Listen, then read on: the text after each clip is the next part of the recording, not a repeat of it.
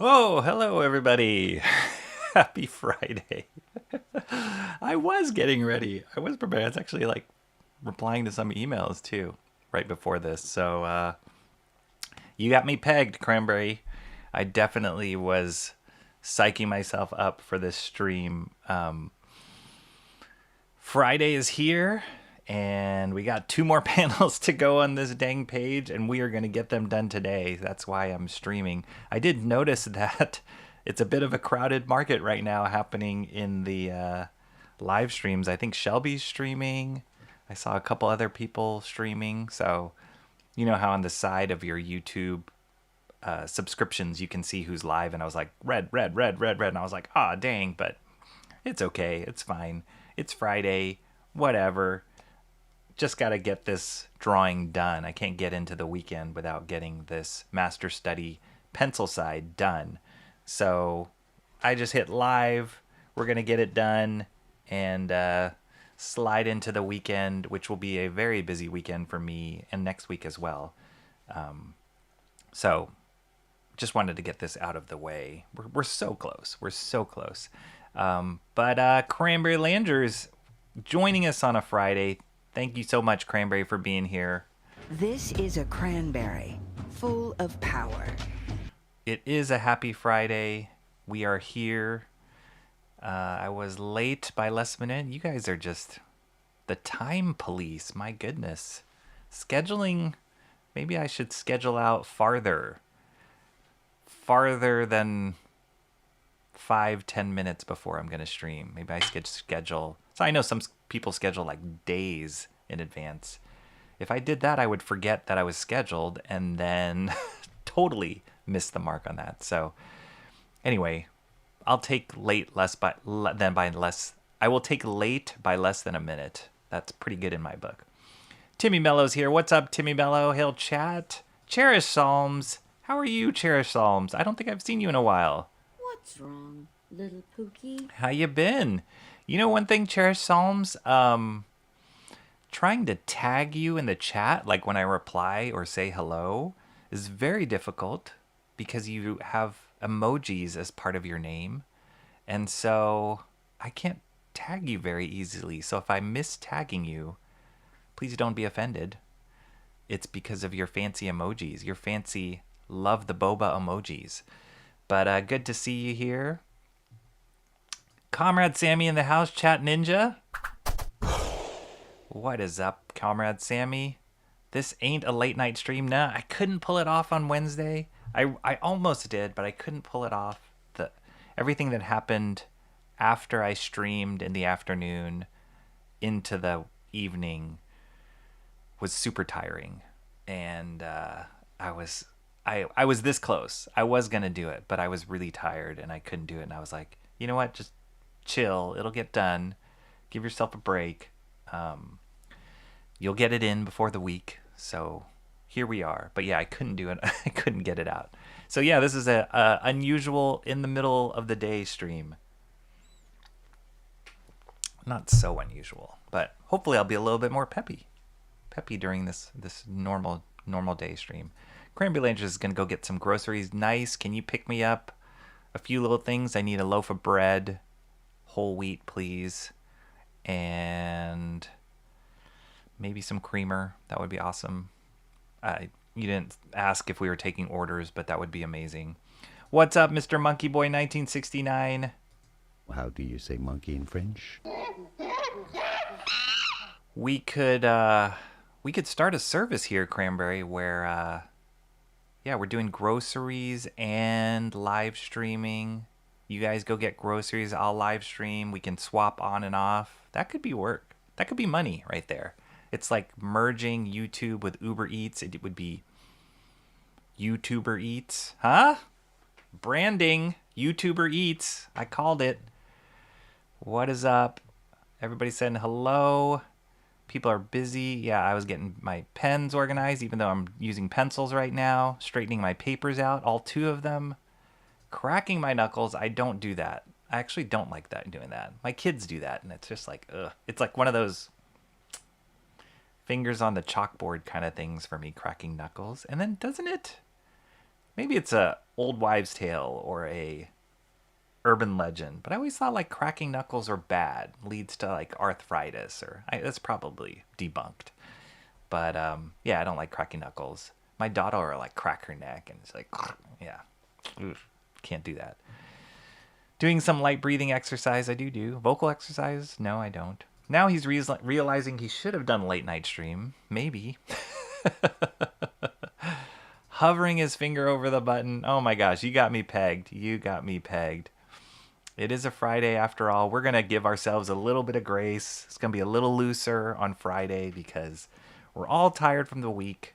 We want to get into the weekend. We're excited to get into the weekend. Got to wrap things up from the week. But yeah, like I said, this weekend's going to be pretty busy for me. Lots of stuff going on. Lots of logistics going on with the family. We'll be traveling a little bit. So yeah, it's going to be busy. It's going to be busy. After this stream, the avalanche is going to fall. So hopefully this will be a little peaceful for me, at least. Just getting this drawing done and then, or this pencils done and then into the weekend. I don't know. I think he was kicking cats. No, I do have a cat in here who is sleeping. Can't see him. He is blocking. Can you see him? No, you can see like right there. It's the little guy. There. He'll be pretty chill because it is sleepy time for him during the middle of the day. But I won't kick him. Hey, Pookie Dookie. That's right. What's up, little Pookie? How come more people don't have emojis in their name? Because it's hard to tag. Maybe if the emojis were after the name, it's a little easier because YouTube will kind of fill in the blank if you type in the first couple letters after you type in the @ symbol and then first couple letters, the person's profile name will pop up. But when you have the emojis at the beginning, it's a little difficult because I have to find the emojis, and then it's not really an easy way to copy paste out of the chat. I don't know. It's crazy. What's up? Mark's Music Obsession is here.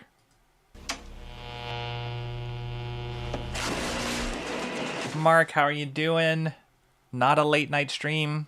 This is sweet spot Mark's Music Obsession time for streaming. So we are here and glad to see you. A loaf of bread, creamer. Oh yeah, I need tea. Yes, tea would be nice too. See, YouTuber eats. I'm telling you, man. Money. Continue to arthritis? Depends on the angle from what I hear. Of how you crack your knuckles? So then, I mean, how do you do that? How do you figure that out? If you're cracking it at like a certain degree angle or whatever? Sorry, I just see my like bangs. Yeah, how do you figure out? Just don't do it. That's what I tell my friends, my kids. Don't crack your knuckles. But they can't help themselves. See, now it's like an addiction. And it feels good. I don't know.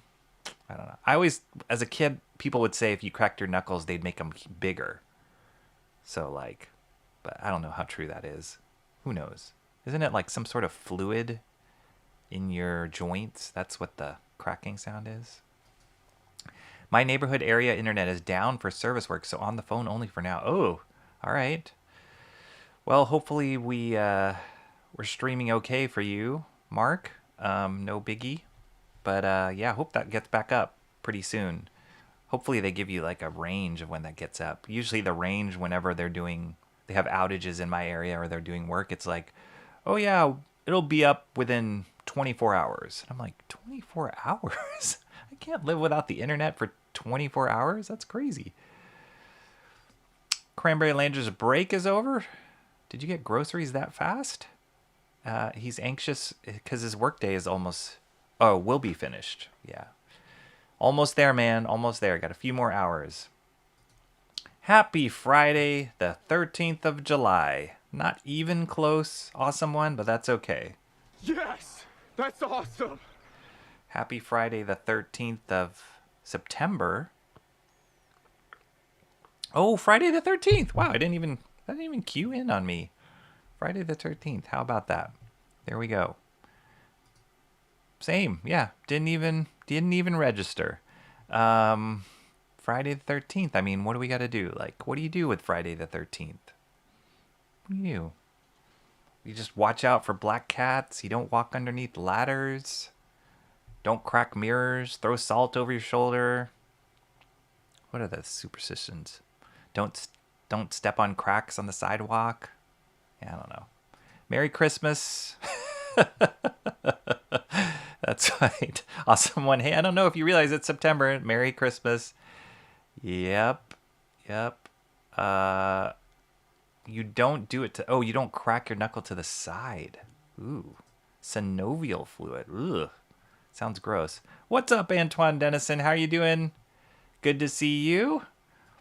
It's supposed to be air pockets or pressure escaping your joints or something. Yeah, air pockets, pressure. Yeah, it's gross. It's just, I don't know.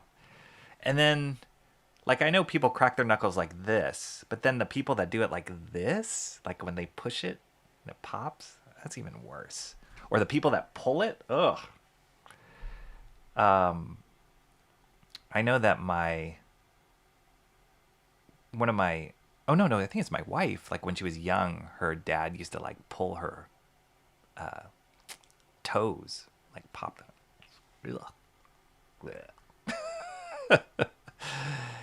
Yeah, I have great phone service. Data just stinks and small screen. Mom can't watch. Aw, darn it. Sorry about that. But great, you can stream. I don't know if that was like what happened for us when we were watching Monday football. It was like the first game of the season. I was watching with my son and our internet went down. I think I mentioned it. And I was trying to stream on my phone and then airdrop it or airplay it onto my TV because we have Apple TV too. But that didn't totally work out. Sometimes it works out. So I don't know if you can do... I don't think you have an Apple phone, Mark. But anyway, you probably know. Just brainstorming. You don't crack them to the side or orchid contribute to arthritis, but I crack them anyways. I have to go. I have to work. Okay, got it. Awesome one is monkeys, cats. Got you. Chi, haha. What are you guys talking about? How do you step on... Oh, black cats. Got you. I see that now.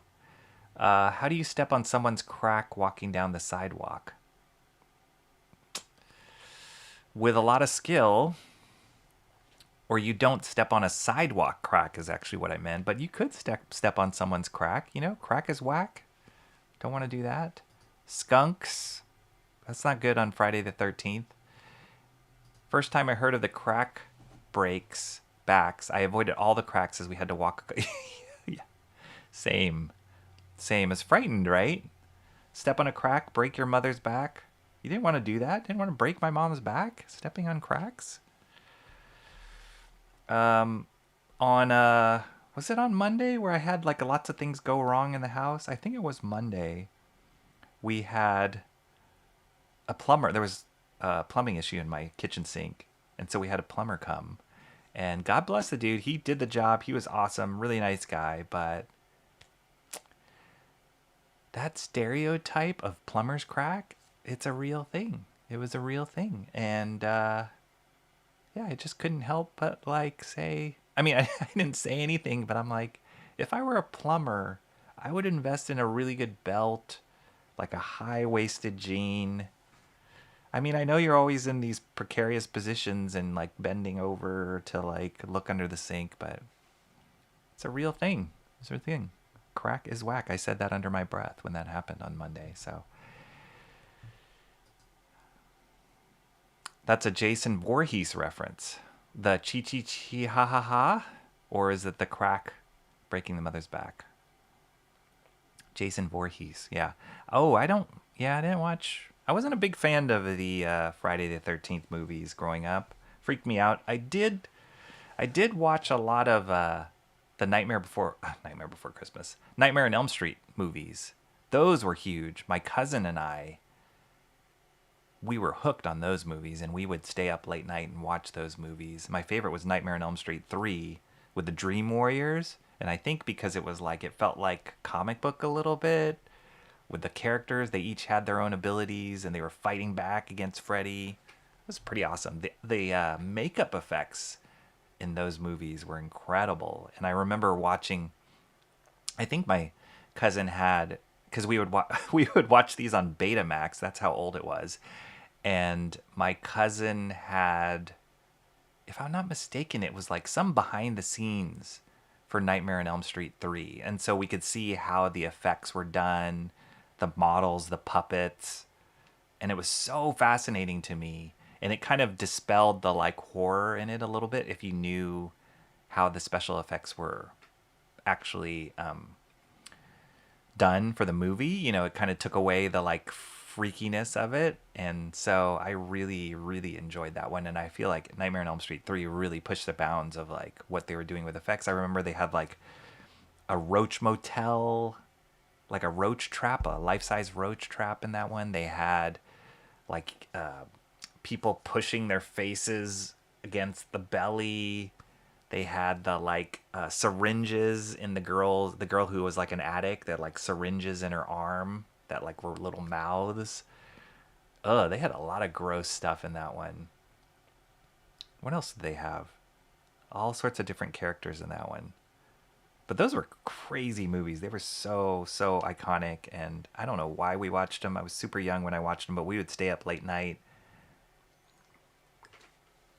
and watch them back to back. It was like those movies. We would watch the Aliens movies, the first one and the second one over and over again. We would watch Johnny Dangerously was another movie that we watched a lot. Oh my gosh, we watched so many movies on Betamax. And it was better quality than VHS, so yeah. These dumb drug commercials acting like a drug is the gospel. Are you seeing drug commercials on top of my stream? That's not good. That doesn't necessarily fit. Antoine Dennison says plumber's crack is natural air conditioning. Okay. Providing the plumber much needed relief while he's doing stressful work. I guess, yeah. Yeah. Yeah, that's very kind of you to look at it that way. Freddy vs. Jason was a good film. I didn't see that one. Nightmare Before Elm Street. Yes. I wasn't a horror fan. Probably because of my childhood, maybe. I think it was just fun watching it with my cousin. Oh, Cujo was another one we watched. That Stephen King, like Saint Bernard, like Psycho Saint Bernard, Pet Cemetery. Man, we watched a lot of horror stuff. Yeah, I don't like horror. Gosh, you're old. I am. I am. I've seen the special effects documentary for John Carpenter's The Thing. Yeah, wow, they were doing some amazing. I think I probably saw the documentary more than I saw the movie for that one. They were doing some amazing stuff for that. And if I'm not mistaken, Bernie Wrightson, incredible comic book artist, tying this into comics, was one of the concept designers on John Carpenter's The Thing. I think I've seen some drawings that he did for that. So yeah, the designs in that one are just so out of the box and different, and I think that's what made it so frightening and creepy. Addicted to comics. That's where the drugs come in. That's right. That's probably what it's like.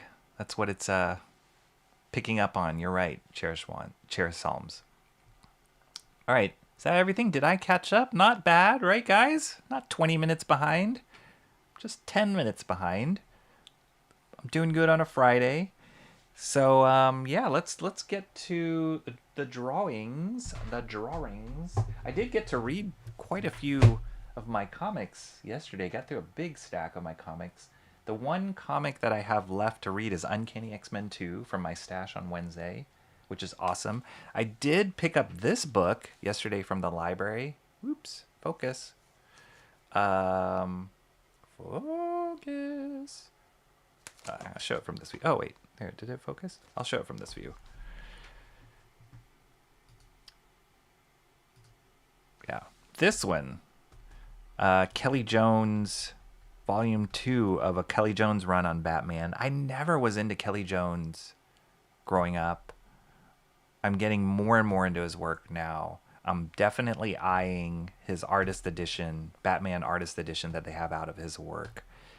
And I know they have a volume 1 of this, which my library didn't have at the time, but I'll get it when I did. But I really enjoyed it. It's a great read. And I love his, like, look at this exaggeration.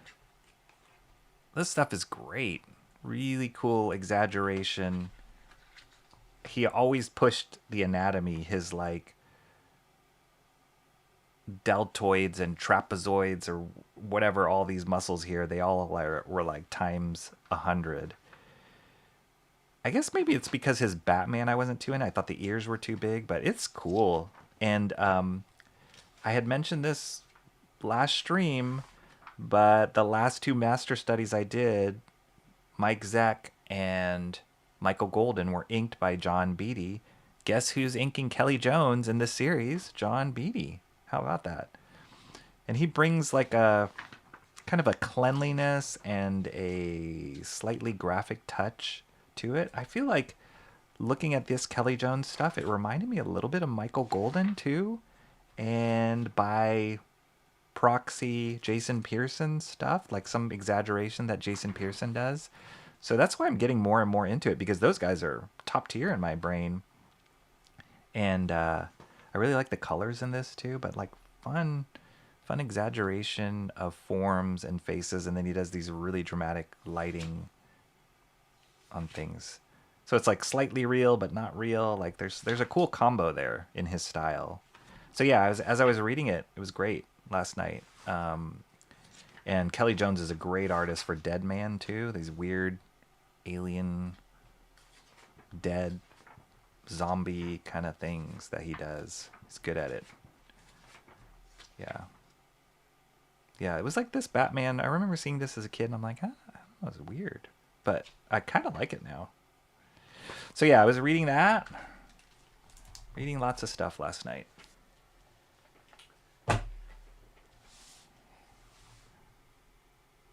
Let's see, I remember when VCRs were the size of copy machines. I still have a VCR because I have some work, like schoolwork and old VHS tapes that you just can't find anywhere. So I still have a VHS so that I can watch it and hopefully transfer it to digital eventually. I have like a converter. I just have to do it. But I still have a VHS tape. And yeah, those suckers are big, hard to store. But Betamax was even, well, actually, I think Betamax tapes were maybe thicker but smaller. There was even some work I had in college. So in college, we would film, like for animation or even film class, we would film on 16 millimeter film. And we'd have to get it developed. And, you're talking about these reels of film. And then in order to watch it and play it, you'd have to play it on a projector for class. So you had to learn how to run the projector, thread it, and all that kind of stuff. And then to get a copy of it for yourself, because nobody has a projector at home or, personal projector. Very few people do. We had to transfer it onto 3/4 tape, which were even bigger, like 3/4 inch tapes, huge. And then from 3/4 tape, we transfer it to regular VHS. This was all before stuff went digital. And so, yeah, I have a lot of physical media still in storage because there's stuff that you just can't do. Mostly you can find most stuff digitally now, but for like original things like my own projects or whatever, there is no digital version of it until I convert it to digital. In the meantime, I'm just hauling around all this physical media myself. But yeah, big stuff. Like big contraptions and take a lot of storage. Mark's Music Obsession says, Antoine, I play a little bass guitar. Awesome. Huge music fan, audiophile, which is the main reason for the name. I also restore vintage electronics. The stuff that's actually worth it. Yeah, Mark's a audiophile, as we say. But bass guitar is awesome. That's an awesome instrument to know how to play. X-Horse. What's up, Adam? This is Adam. Hey.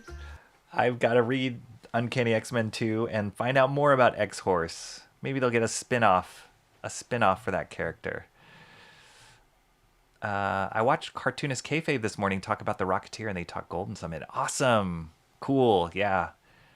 Great stuff. They have such a huge archive of videos that they've recorded.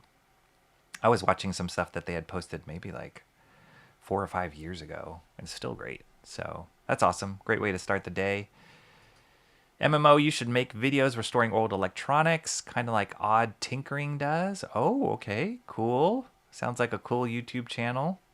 That would be cool. Mark's Music Session, that would be really cool. 3D comics. Oh boy, 3D comics. I have to put that Mike Zeck Artist Edition on my list. It's a good one, man. You want to see some pages from that? You want to be inspired? Hang on.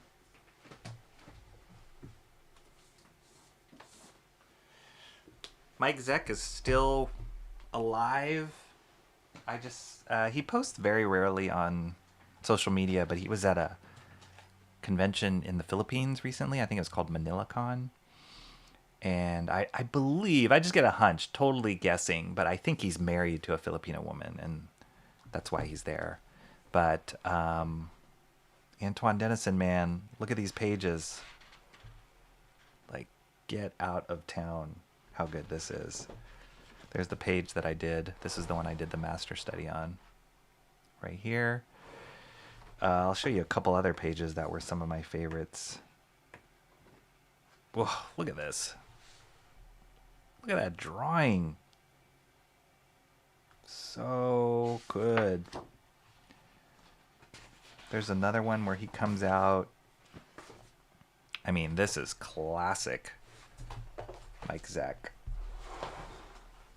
Look at that Punisher. Beautiful. Ah, the feathering on this is crazy good. This is John Beatty. Look at that. Look at that Punisher right there. It's great stuff.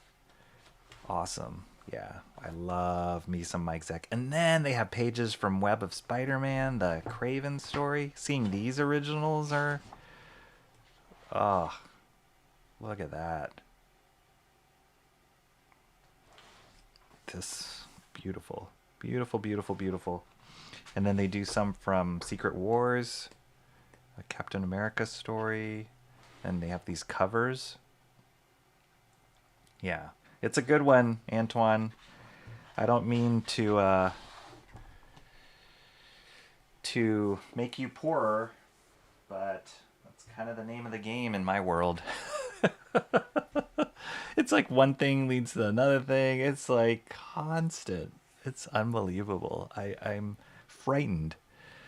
That's a big reason. Yeah, I like some of the stories I didn't like and was turned off by what they were doing with comics, in a certain period of time, like when I got out of college, a little after college. There was a huge period of time where I didn't read comics for a while, and I can say, yeah, it's the stories, it's the characters, blah, blah, blah, but a lot of it too it's expensive. It's an expensive hobby to keep up because it's constantly stuff is coming out. And now that I'm back in it, started getting back into comics about a year ago, it's been a bit pricey. So, dagnabbit. Sorry.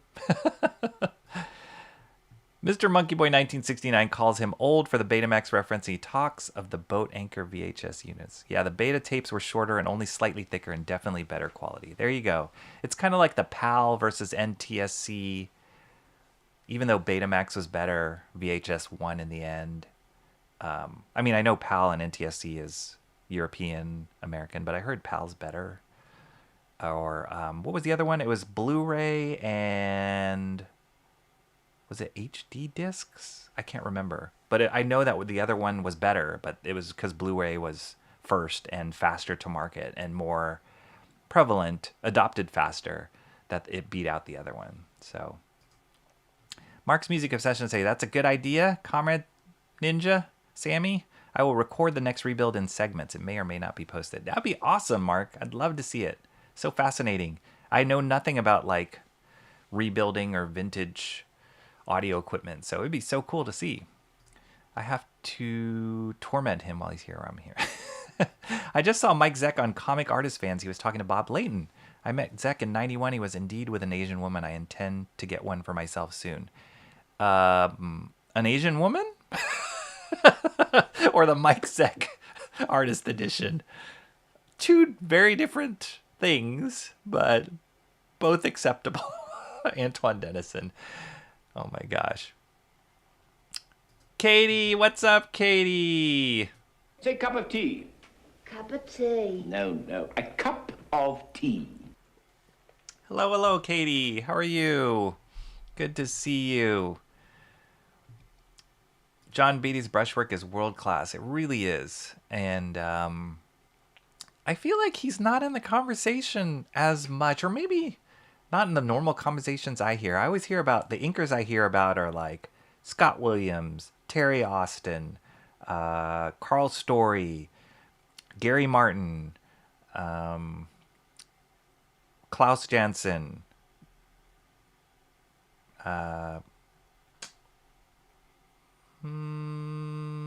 Steve Ruding inks his own stuff. Kevin Nolan's a great inker. Yeah, Mark Schultz, all these guys. I mean, they're all great, but you don't hear about John Beatty that much. But the more that I start exploring the artists that I love and kind of diving deeper, I'm realizing that I'm running into John Beatty a lot. So it makes me kind of open up my eyes of like, I gotta, pay attention to this guy and look at more of his work. Everybody's saying hello to Katie. HD DVD. That's right. Maybe it was the name too. Antoine Dennison says both. Right on, man. Much support for you.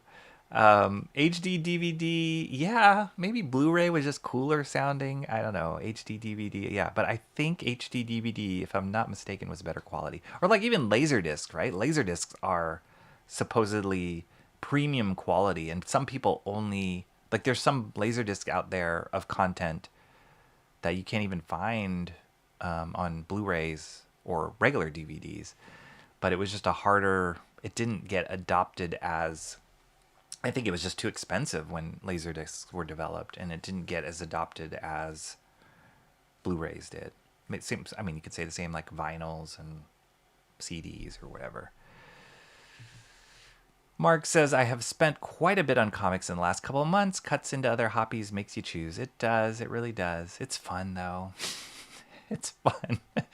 It's kind of a hazard because I think of it. Sometimes I'm like, what if I stopped buying comics, but then what would I stream about? So it's kind of connected. So I blame all of you guys for showing up to find out what I bought or to talk about comics. I guess I could go through my older collection stuff. That would buy me some time, but yeah. I'm like, well, what would I stream about then? I always seem to confuse John Beatty with Terry Beatty. In fact, I did that once while John Beatty was in the stream. Oh, no. Whoops. Did we win? I don't know. Maybe. Always? You always win. All formats went through their pricing woes. Yep. Yeah. And it's just funny. I always feel like there was another streaming service before, like, you guys remember like Napster? And then, Napster was first, but then they went through all these like legal problems with the companies. But then there was Spotify for sure. There was another, what was it, like Pandora, I think was another one.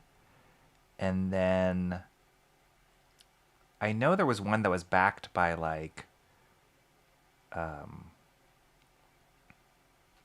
what was the name of, oh my gosh. Why am I blanking on his name? Backed by a huge hip-hop star. And, oh my gosh, why am I blanking on his name? It was called Tidal. Tidal. And he backed it. And that one was supposedly like higher quality digital media. There was even like headphones that were like higher quality, like all these musicians and artists were backing it. But it just was too expensive of an entry point for these headphones, and your average Joe couldn't really tell the difference between the high quality. Only like musicians and music producers could really, and like audio fanatics could really hear the difference. So yeah, even with streaming and all that kind of stuff, people are like, no, it's good. I'll go for the cheaper option. So it's really hard for people that are like so invested in the quality of stuff. Sometimes that doesn't win in the mainstream, which is kind of sad. There is a story behind both HD DVD, Blu-ray, and the VHS beta. I could bore you with both. Yes, I bought both beta and HD DVD, first based on quality. I still have 2 Laserdisc players and a collection of discs. Mark is the right person to ask about this. I use Tidal to this date. Really? See, there you go. There you go. It's, goodness gracious. The guy who was one of the main backers on that was... You guys are going to laugh that I forgot his name. It's Beyonce's husband. They have lowered the price of Tidal. Oh, really? I'm amazed that they're still around. I had no idea they're still around. Somebody give me... It's Beyonce's husband. It's Hova. I'm blanking. I'm going to start drawing. Somebody's going to put it in the chat. It's going to be great. It's not P. Diddy. It's one of the greatest hip-hop artists of our generation. Oh my gosh.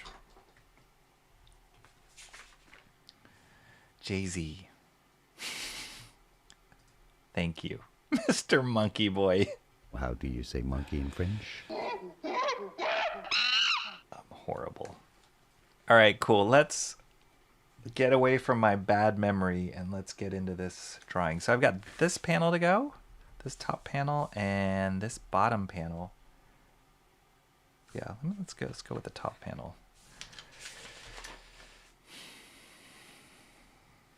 We're close. Move this. Oh, last stream I was talking. We went over Tim Burton stuff. This was the shirt I got from the show in Taiwan that I was talking about, the gallery show the museum show that I went to in Taiwan. Yeah, this is the shirt that I got there. Pretty cool. And I have that patch that kind of matches it. But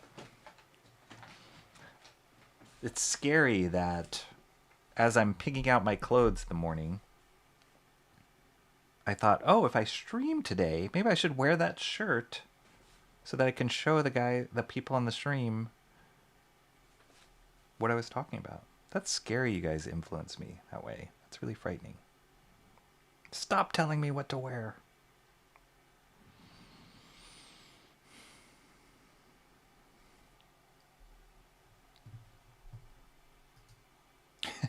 Something that just occurred to me, we typically see comics are done in omniscient point of view.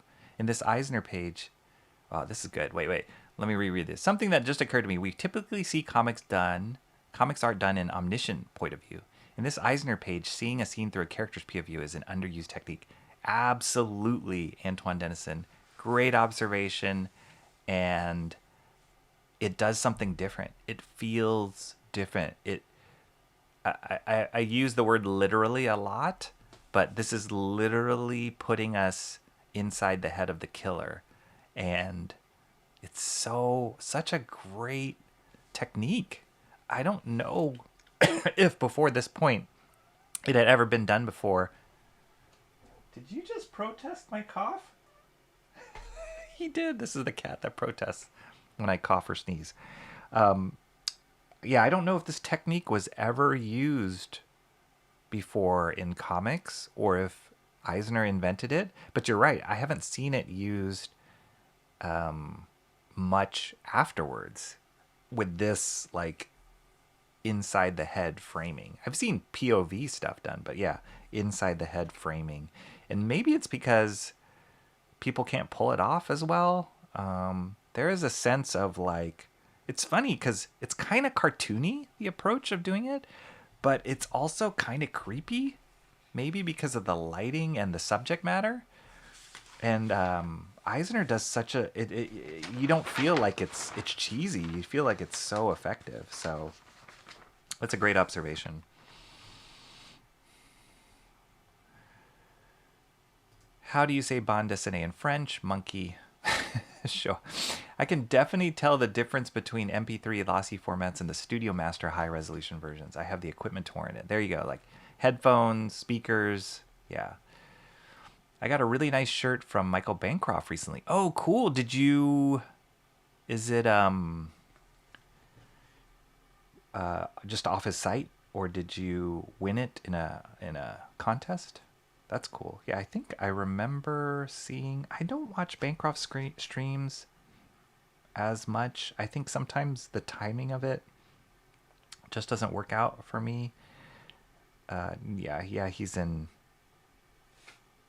Australia time. But for some odd reason, I always remember like, I missed that stream, right? I kept missing the streams, or it was during, like, happening during my life, or during during my schedule in the day, that it always conflicted with something.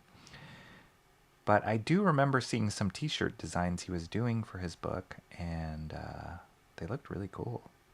He likes the design, that Michael Bancroft.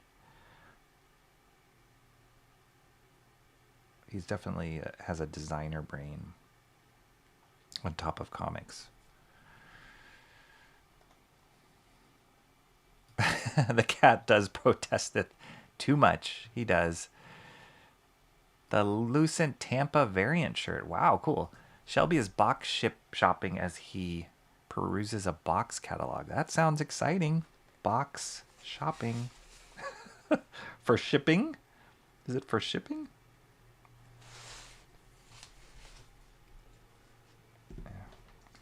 Tools.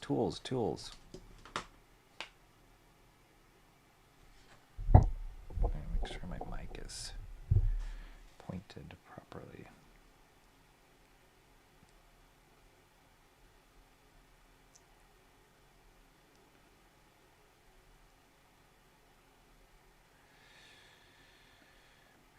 So yeah, I can't wait to... I really want to get through these pencils so that we can get to the inking phase. That is going to be the most challenging thing about this piece, because his inks are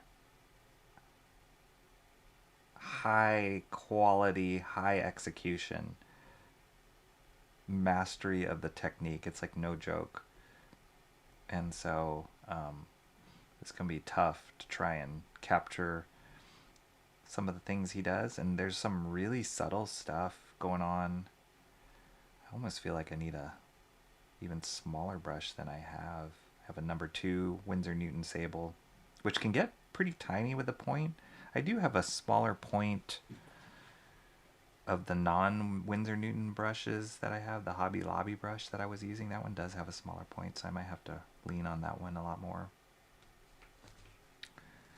But yeah, it's going to be interesting once I get into inks, how much I'm going to have to use whiteout to like make corrections, because I feel like that there's no room for that much error. There's such tiny, precise brushwork going on in some places that if I make a mistake, it's not like I can just move on and be like, oh, it's all right. It'll, you won't really notice. It's like, it kind of is like important to the image.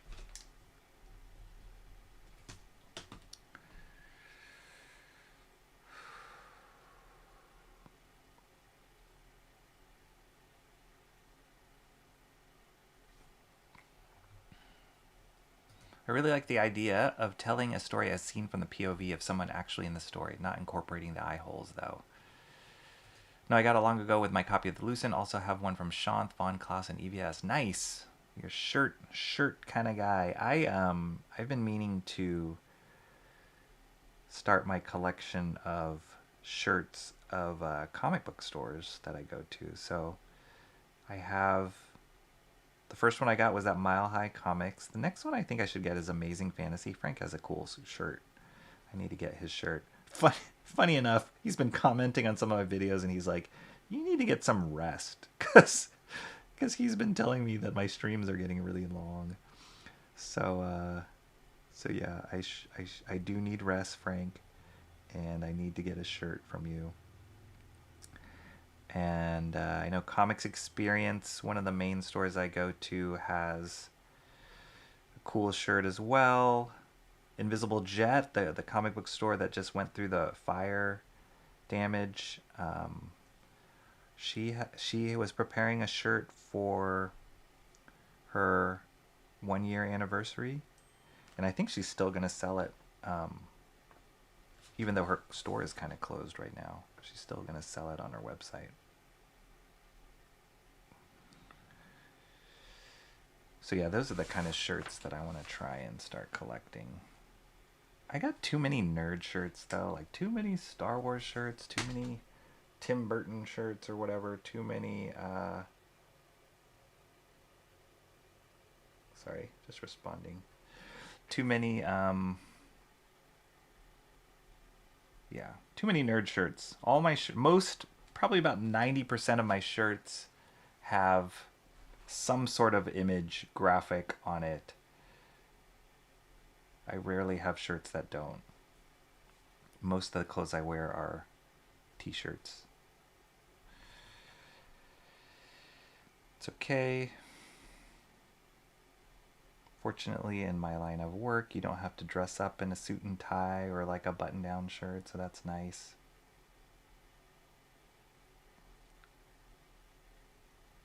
But you can go down the route of looking too schlubby. Like, oh, well, I'm just gonna wear this nerdy shirt today.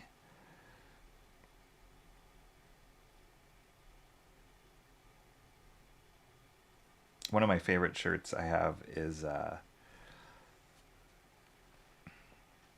there's a classic ad for the Mutant Massacre, the Mutant Massacre miniseries from X-Men, or all the X books in the 80s. And it's kind of like, it's a play on the, like, have you seen your child, or do you know where your child is? But it's like, this one is talking about, like, do you know if your child's a mutant or not?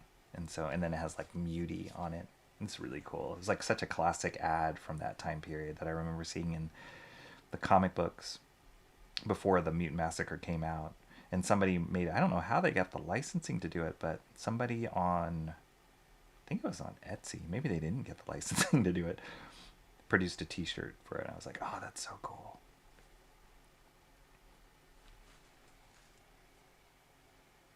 I think I lowered that eye too much.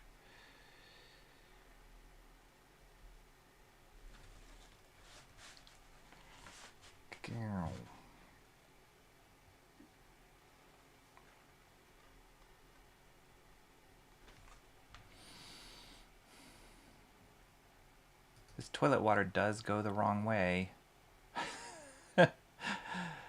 Superb production quality. Some guys don't think it's important. They send you a shirt that's as stiff as cardboard. Yeah, t-shirts. I've bought a fair share of t-shirts that the graphics looked cool, but then the quality of the t-shirt wasn't great. And that's a bummer. Yeah, you have to ride that line of like, it's a great design, and then also it's comfortable to wear and fits well. So it's tough to manage that for all body types. But I know there's certain t-shirt brands that are better than others as far as custom printing, but the cost of that can go up quite considerably. I was designing some t-shirts for a company I was working for, and I had to do a lot of research on quality of t-shirts and quantities, and I had a bunch of reps sending me t-shirt qualities, and I'm like, wow, this is really nice. There's a t-shirt brand, I think it's San Francisco based, called Marine Layer, and they have some stores here, some brick and mortar stores here, but they're so comfortable, their t-shirts. But they are really expensive. And then to have those custom printed, even more expensive. So, yeah, there's certain brands that are better than others.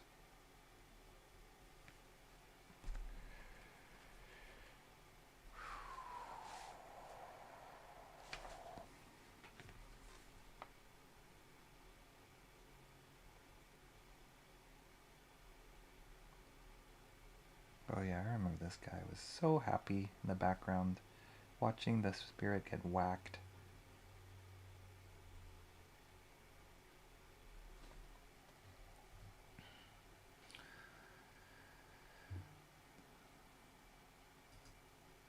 Their turds probably look like honeycombs in Oz.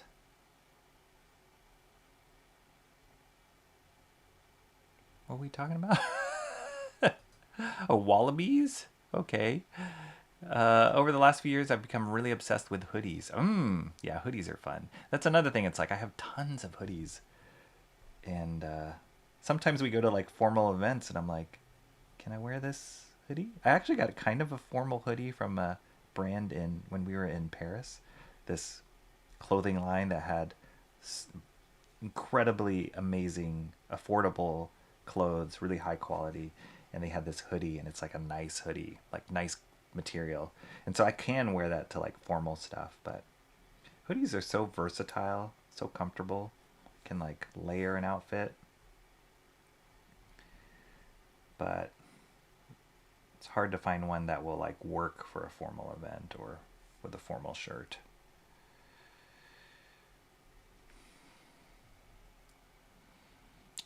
I excel in slubbiness. Yep. Rocky, is that vitiligo in your drawing hand or an in? Wow. Well, my camera's better than I thought. It is a bit of vitiligo. I do have a slight case of vitiligo. Yeah. Good observation. Just started. It runs in my family. Just started happening as I got older. It's kind of weird, but you know, there's nothing you can really do about it. Especially if you're Michael Jackson, nothing you can really do about it. And yeah, so that's on my hand. I have a cousin who I didn't know this until much later in life, and we weren't that close. So like we're kind of reuniting after a while, and got reintroduced. And I was just talking to her, and I saw on her hand she had a very similar like pattern and on her hand that I did. So it's kind of weird, like genetically, kind of runs in our family.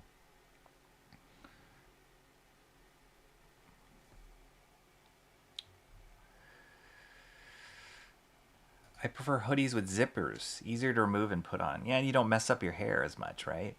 I agree. When you publish your create-your-own book, you should call your company Rogue Ballistics. Nice. That is pretty cool. At one point, you know, people have botched or incorrectly pronounced my first and last name all my life. So I'm used to it. And one time somebody, for my last name is Ballesteros, somebody pronounced it ballet stereos, like ballet the dance and stereos. And I was like, that is crazy. And I'm stealing that for something. So maybe I can go into business with Mark's Music Obsession and we can call it ballet stereos. How about that? But I do like Rogue Ballistics. That's cool. Very cool. I think the meaning of my last name, if I'm not mistaken, is the meaning comes from the root, maybe a Latin word. I think it's Spanish, but I think the meaning was like crossbow. The balusters. Have you heard of like balusters in castles? And so the last name originated from, I guess, the people that were the crossbow people that stood in those corner balusters and were defending the castle. Crossbowmen is kind of what I heard the origin of that name is, which is really cool. And in different work jobs that I've been in, I have been described in the creative process. I have been described a little bit as like a sniper, like kind of stand in the shadows, like assess the situation and just like nail it, nail it at the end. So maybe that's because of my name.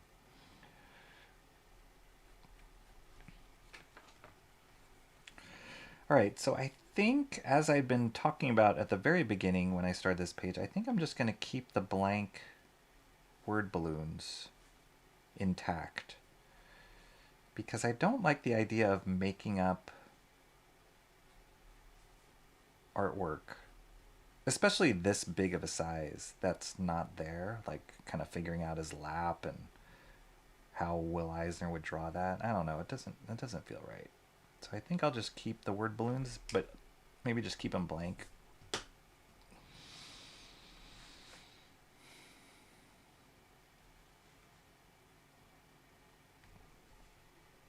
feel like this color should be a little higher.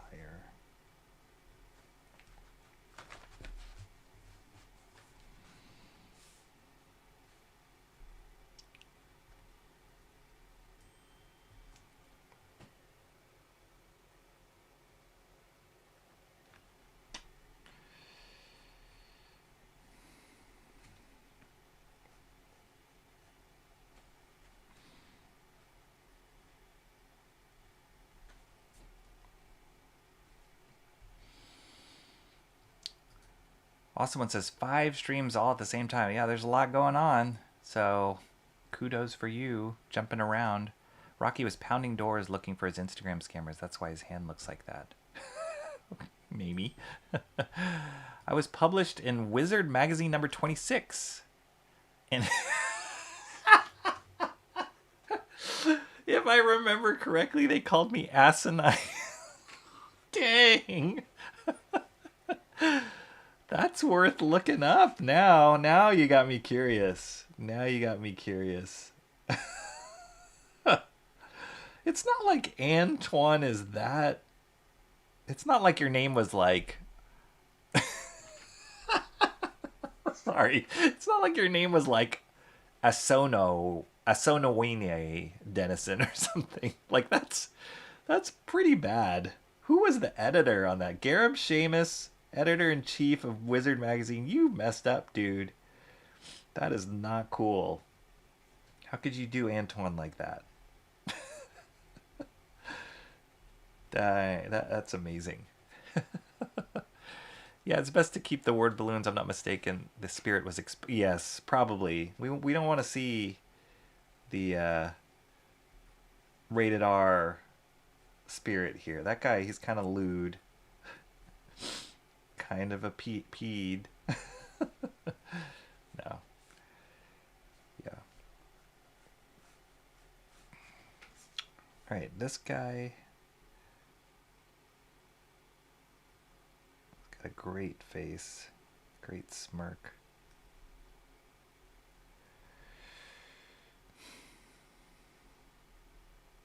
Oh, I recently finished that book. I mentioned it just briefly on stream.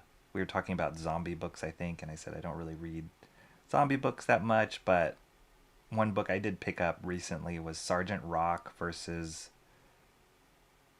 the Army of the Dead, I think is what the title of the book is, and it's pretty much like zombie Nazis during World War II. Drawn by Eduardo Rizzo, written by Bruce Campbell, the actor from the a lot of like Sam Raimi movies, like Evil Dead, and he's had a cameo in Spider-Man movies that Sam Raimi directed.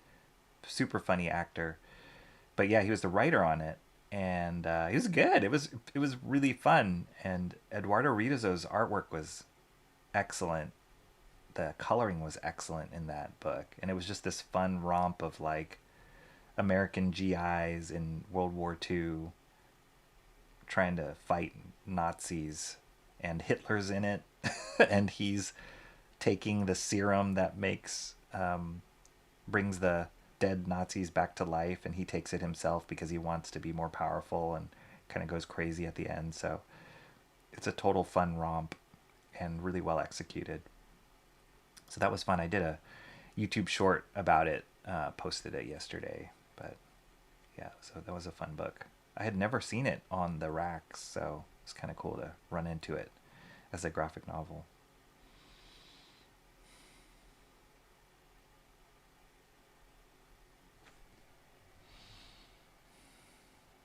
Three issues after Artisan Jetty was published in Wizard. Antoine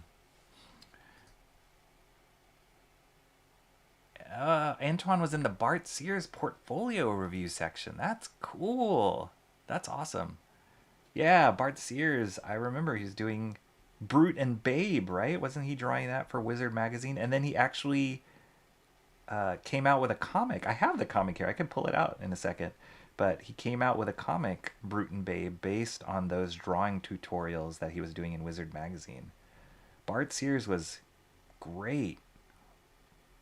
I know Shant loved Bart Sears a lot when we were younger.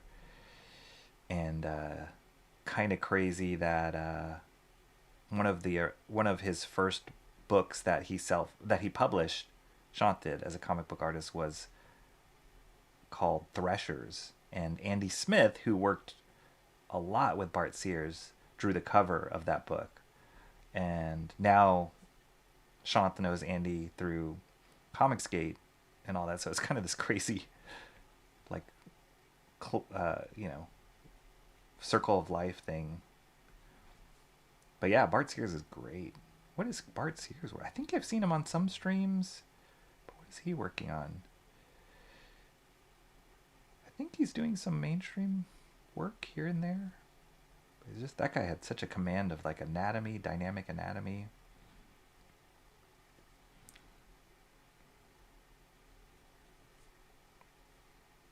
That's awesome. Wizard magazine was really cool from when it came out.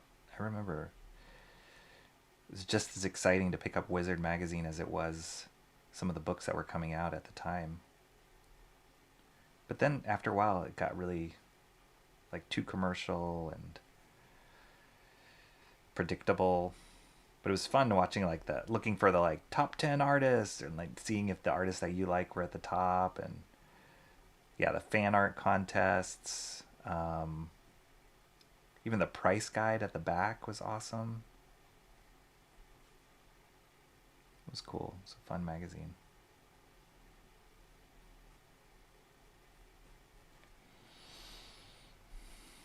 We are back on the big screen. Hopefully it will stay on. Nice.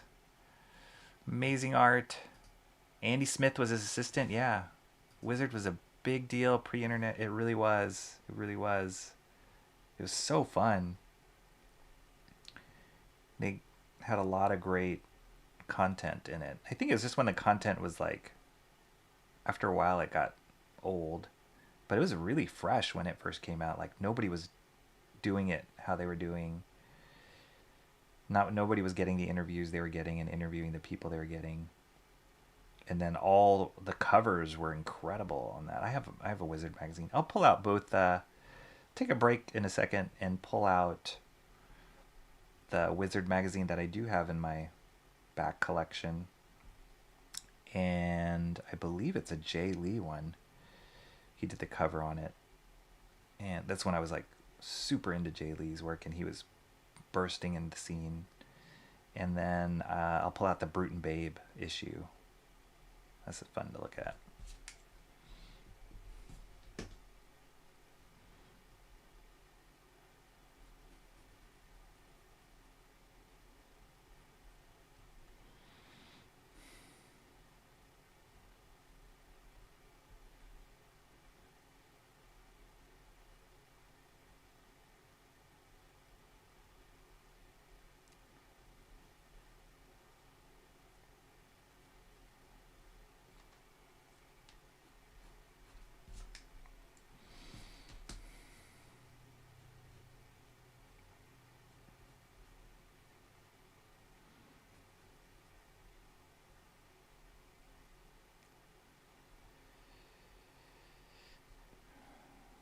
I loved how in Wizard magazine too, they would always, at least at the beginning, whoever was the cover artist, they would put like a wizard hat on their characters that they drew. It was like theme. So cool.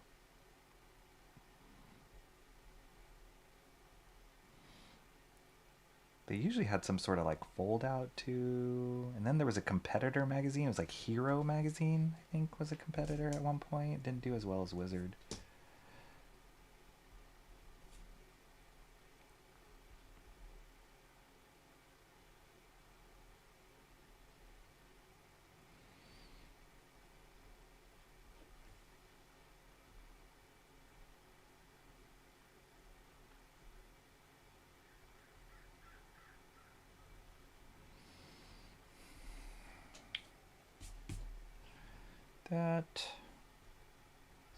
This.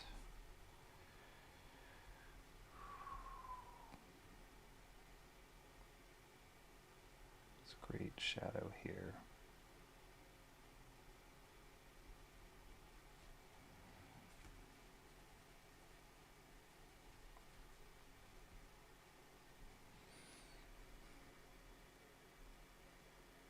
Like, yeah, there. I mean, these. I'll zoom in a little bit here. These. And then the quality gets, because it's digitally zooming in. It's not like I have a lens to zoom in. So sorry if the quality gets a little munchy. But these details here, like right here on this guy's nose, this is going to be so hard to ink because it's so tiny and so delicate.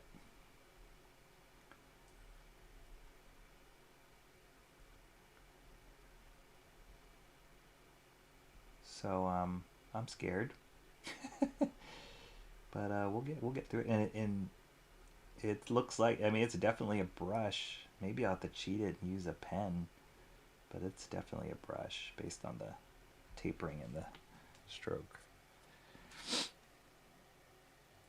Sorry, let me just check something.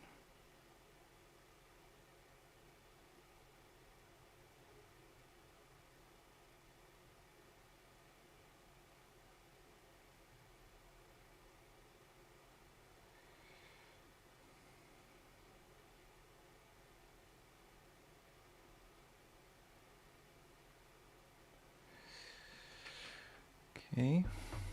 Sorry, my phone is buzzing. It shouldn't be, but it is.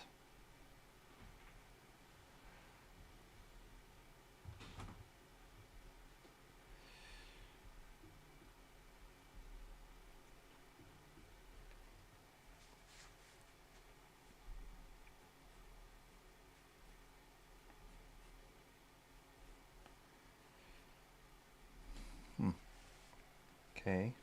It's funny, without any dialogue in here, it looks like he has like a cake on his lap. But whatever.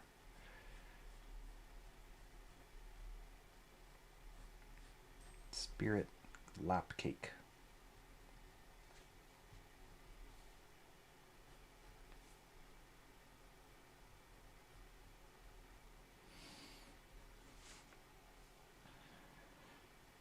And I know I've mentioned this before, but man, Eisner's folds are so complicated and beautiful, but they are so hard.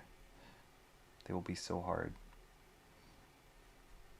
It's one thing to try and copy the lines, it's another thing to make it look properly like it is folds on cloth and doing, you know, on human form.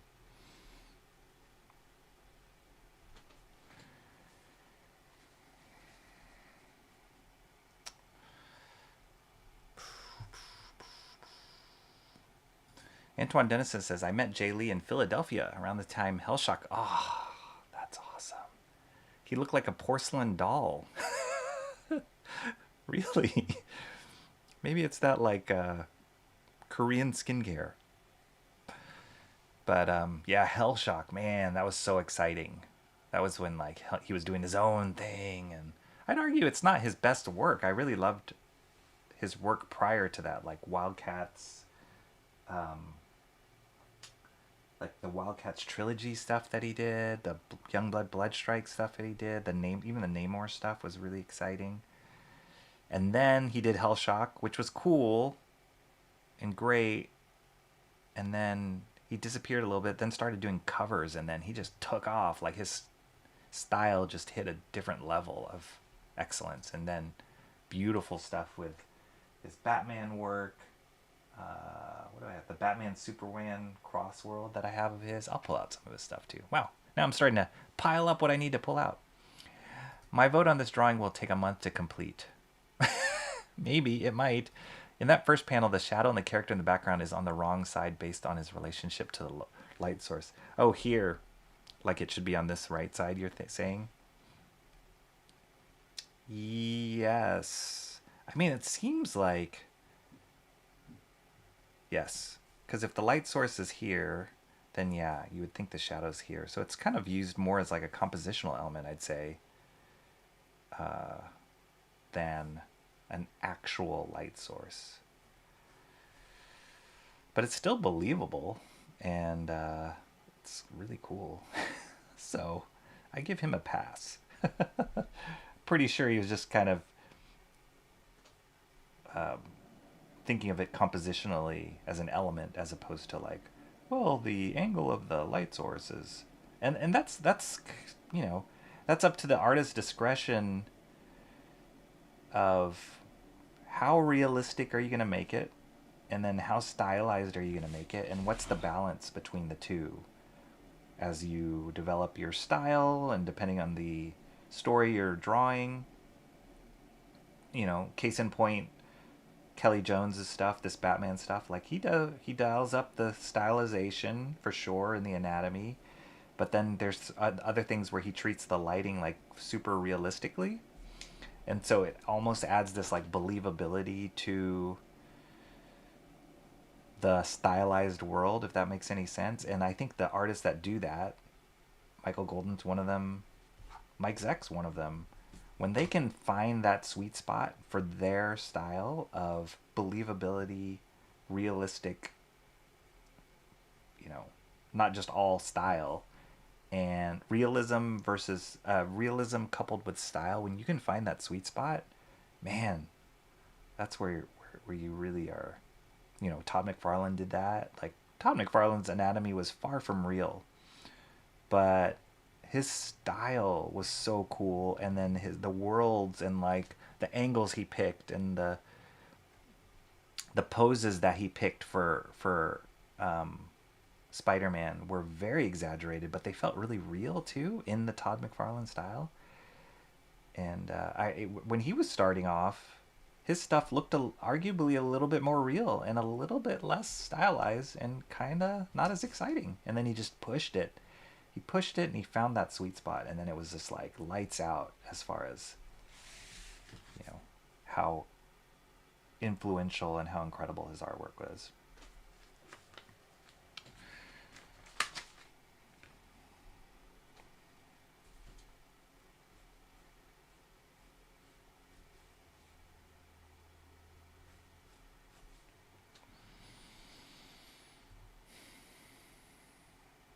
I think I like the blue and red pencil better than the ink.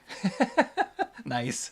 That's nice, Mark. Well, I have I have the original pencils. I'm not inking on the original pencils.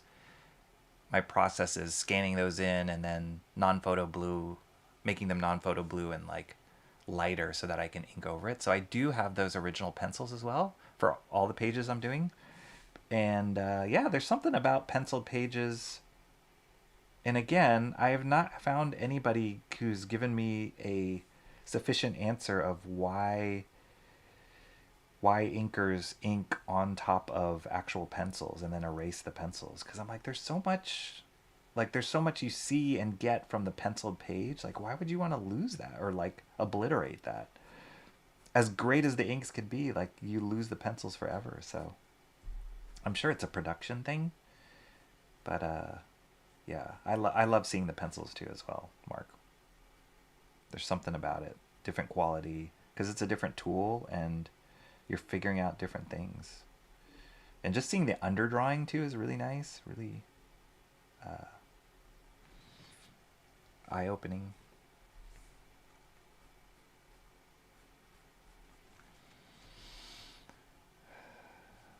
I'm going to pull out just a little bit more. Sad you missed pizza last night. We had fun. Yeah, I did. I missed that. I was out running a bunch of errands, and I couldn't log on to watch the pizza live. But I'll have to go back and watch that stream because I love the ongoing commentary that is on those movies. And I can't. I should ask Sean.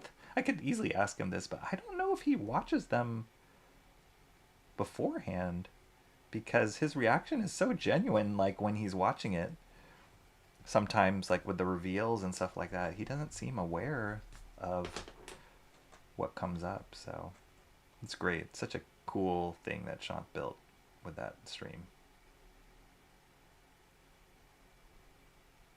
And it's kind of how the thing I love about it is it reminds me a lot of how it was like in college with him.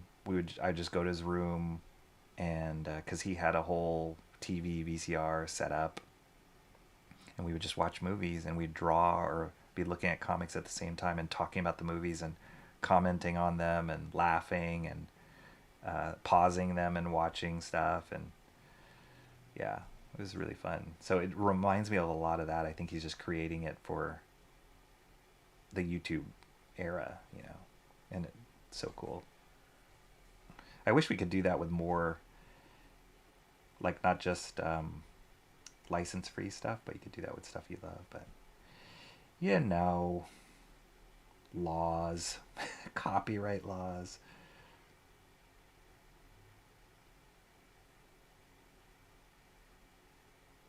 But that's almost what, even as a kid, like watching bootleg stuff, man, that was so fun. And talking about it with friends. Definitely had a well-used copy of Akira bootleg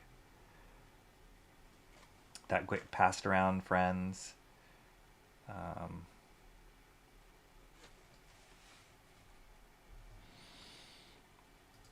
Antoine Dennison says, I love Jay Lee's Inhumans and his Dark Tower stuff most. Yeah. Yeah, his Inhuman stuff was great. Dark Tower, it was good. Wasn't my favorite Jay Lee stuff, but yeah, it was good. What I admire is he is and evolving, and yeah, like if you look at Jay Lee's stuff now compared to where he started off, it's so different, but I love both. I really love both eras of his artwork. Works as a compositional framing device. I'm just picking at the great. Hey man, you do it. You do you. You go ahead and put that out there. We'll be sure to forward that on to Will Eisner's next of kin. I'm sure they'll appreciate the nitpick. No, it's good. It's good. I mean, that's the whole point, right? It's like, for doing these studies, it's like, you know, asking the questions. Why did he make that choice? What was he doing here? Was it just a mistake? Was it intentional? And then it can inform why we as artists will make the same choices too. There's some choices that I'll make that I'm just going to be like, I just like the way that looks. That just feels good. Versus, well, the scientific reason of this fist clenched in this way. It's like, yeah, looks cool. And that's what I loved a lot about Kirby's stuff. Like, for sure, that guy was not thinking about anatomy. Not in his, when he hit his stride. He knew anatomy, definitely knew anatomy. But Kirby's style is anything but realistic. But it's so alive and real in the Kirby world. And how influential is that? Like, you can't knock that. I mean, you can. And as a kid, a young kid, I was like, I didn't get it. But it didn't take me long to fall in love with that artwork and realize how impactful it was.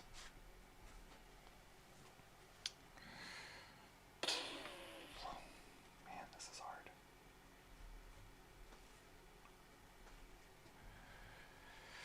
Gonna drive to the local seafood market for some shrimp. Nice. Love it. Love shrimp. Picture pages. Time to get your picture pages. My inks look better when I use a light box. When inking directly over pencils, I'm not sure what I've done after. Yes. Yeah. I used to use a light box a lot. In college, when I would do comic stuff in college, I would use a light box. Then less and less so once digital became more like standard and more easy to use as the tools. I did feel like there was always a disconnect between, like, when I would turn off the light on the light box, I'd be like, oh, well, I gotta go change this, and felt like it would always be like this not so pleasant reveal when I turned off the light on the light box, because I'm like, oh, that doesn't look great without having the pencils underneath, like lighter underneath. You'd miss some stuff visually. You would miss some things. So So yeah, I kind of fell off using the Lightbox, and then, but at least when you did use the Lightbox, you could maintain you could keep the pencils, and you wouldn't have to lose the pencils. But I always kept seeing demos of people like drawing right on top of the pencils and erasing the pencils afterwards. Even having inking assistants who their job would be to erase the pencils after the inker was done. I'm like, really? Do we want to lose the pencils? They're so cool.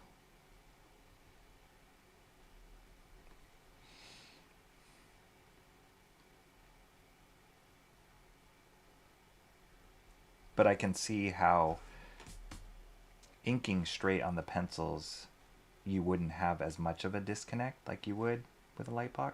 I can see that.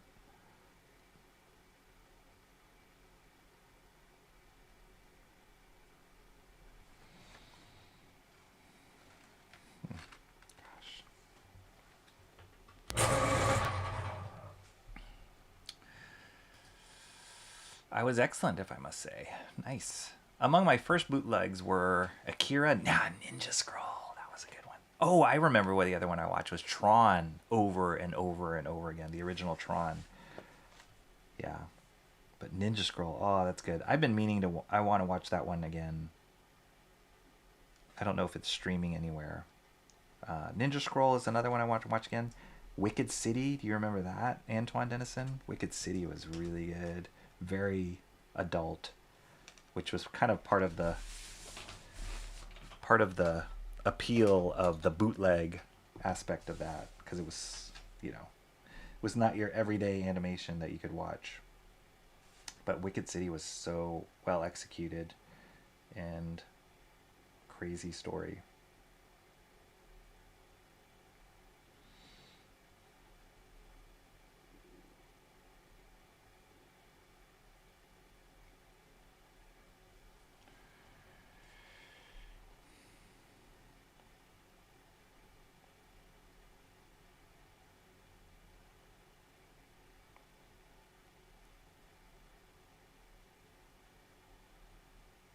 But yeah, I don't know. I don't know if it's like because of YouTube or just how accessible everything is now.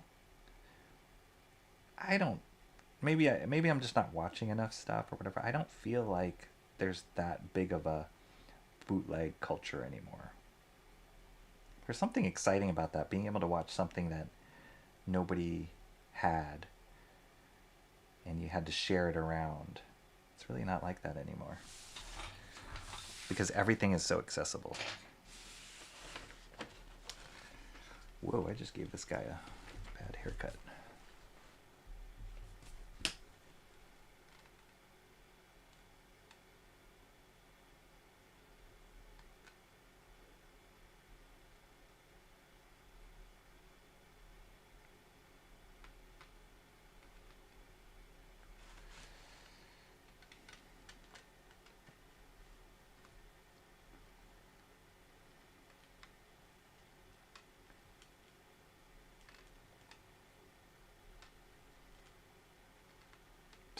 All these like eye bags, expression line, they're so delicate.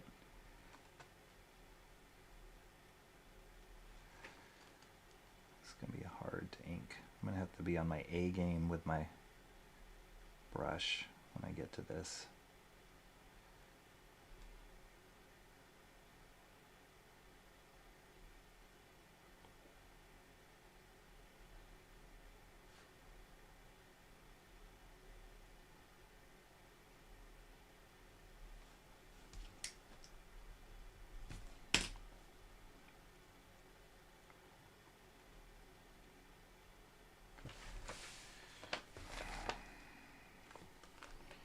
Yeah, that doesn't look right.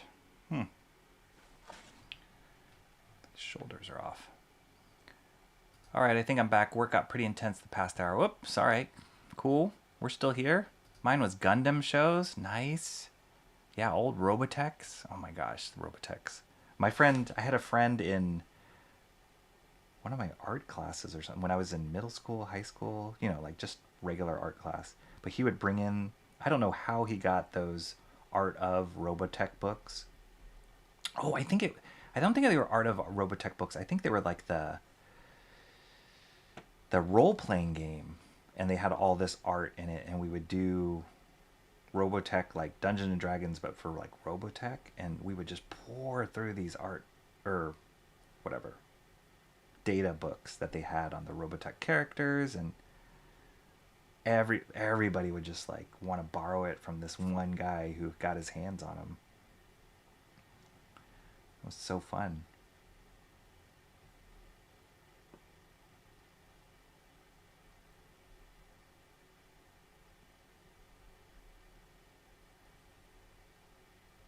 Boom, boom, boom. Like, the folds have folds in this. These folds have secondary folds and hatching. Stab it, Will. I think maybe this shoulder is a little too pinched. Let's go up a little bit more.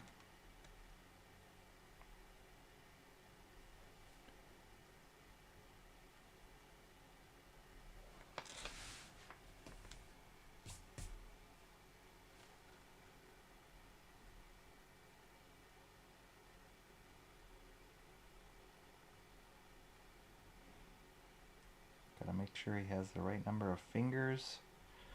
We used to always joke around a lot in my old company. In animation, there was this trend of giving characters 3 fingers over 4, like Mickey Mouse or whatever. But it was just the thing that animated people did for animated characters, giving them 3 fingers, and we hated it. Me and my friends at our company just hated it, and we just laughed. And it was our like goal in life. Any characters we designed would always have the right number of fingers. It was totally an economy thing, right? It's like it's easier to animate less fingers, but just hated it. Maybe EISNER accidentally dripped ink on the page and had to make it work. Maybe, yeah. Which is funny because you think like now somebody like, decades later examining his work, putting all this meaning into it, like, oh yeah, he's compositionally blah blah, and he just probably just like, oh, screwed up, we'll just put it here. We'll just put the shadow here. So who knows? Antoine Dennison says, I love Kirby now, but it took me until late high school, college to really appreciate what he was doing. It's true, right? It's funny because, Kirby was the man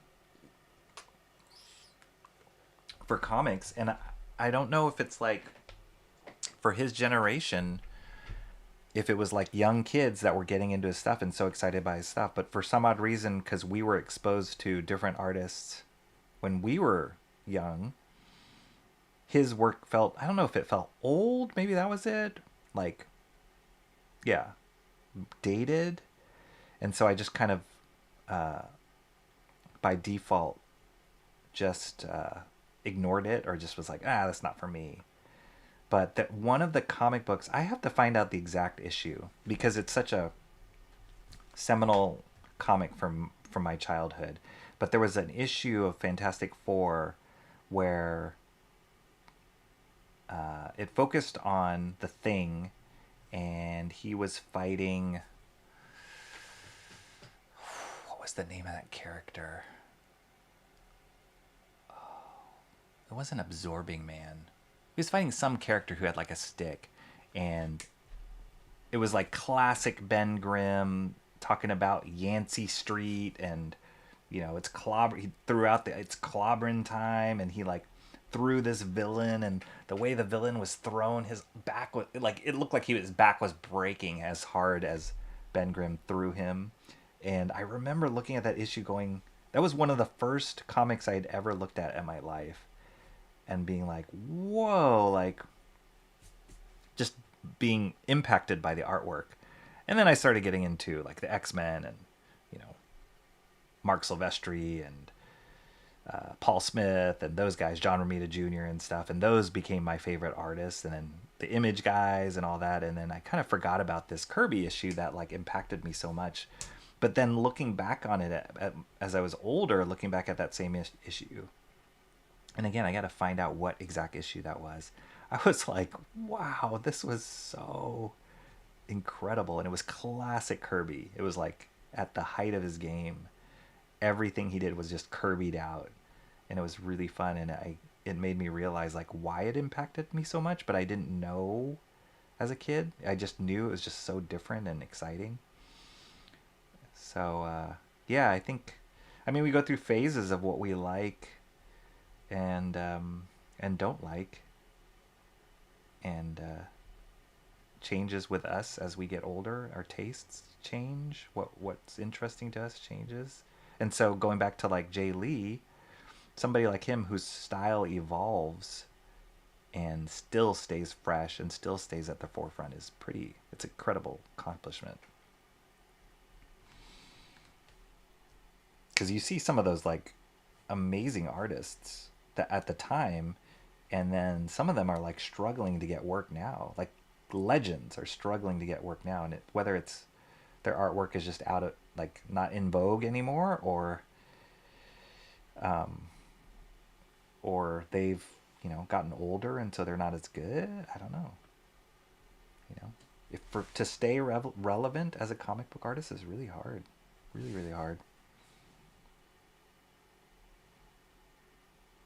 So those artists that can do it, there's only a handful of older artists that can stay relevant, that have stayed relevant. At least for me, like Walt Simonson's one of those. Like he has not wavered on quality of work and execution, and he's old. He's really old, but he's still cranking. He's still working hard.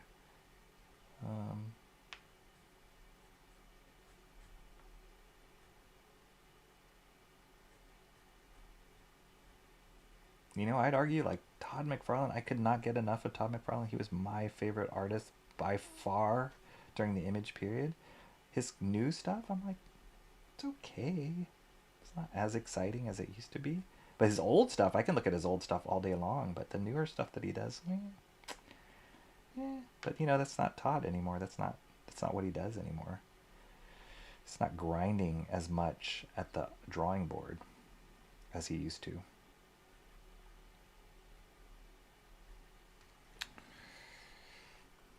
My goodness, these pants look crazy.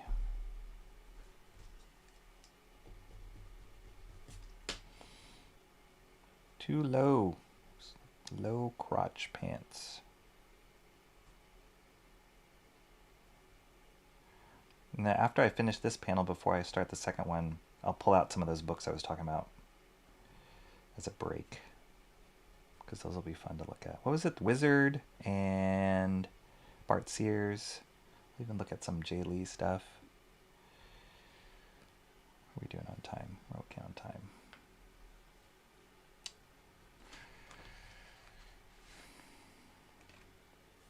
I think his crotch is still too low. It's like he's wearing low riders.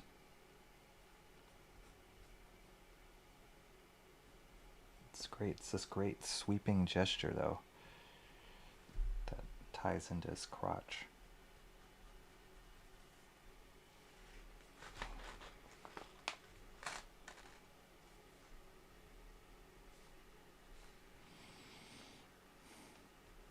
Mm-hmm.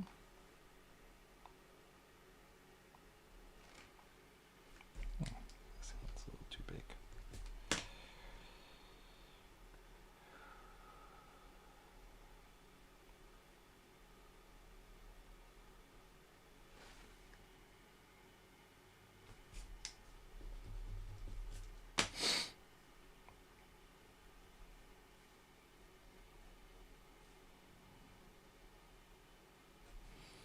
Then he has these.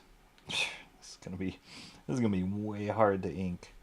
These speed lines, because they cut into the action, which is cool, but then they also erase. Oh my gosh, they erase some of the artwork. This is gonna be so hard. I'm gonna have to order or do it in the right order, like drawing the lines and then drawing the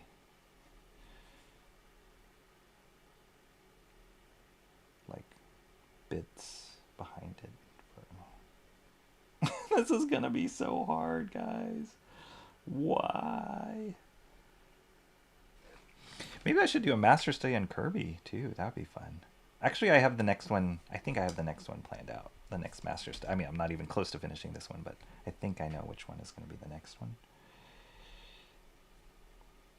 But this, if I can survive after this one, my goodness.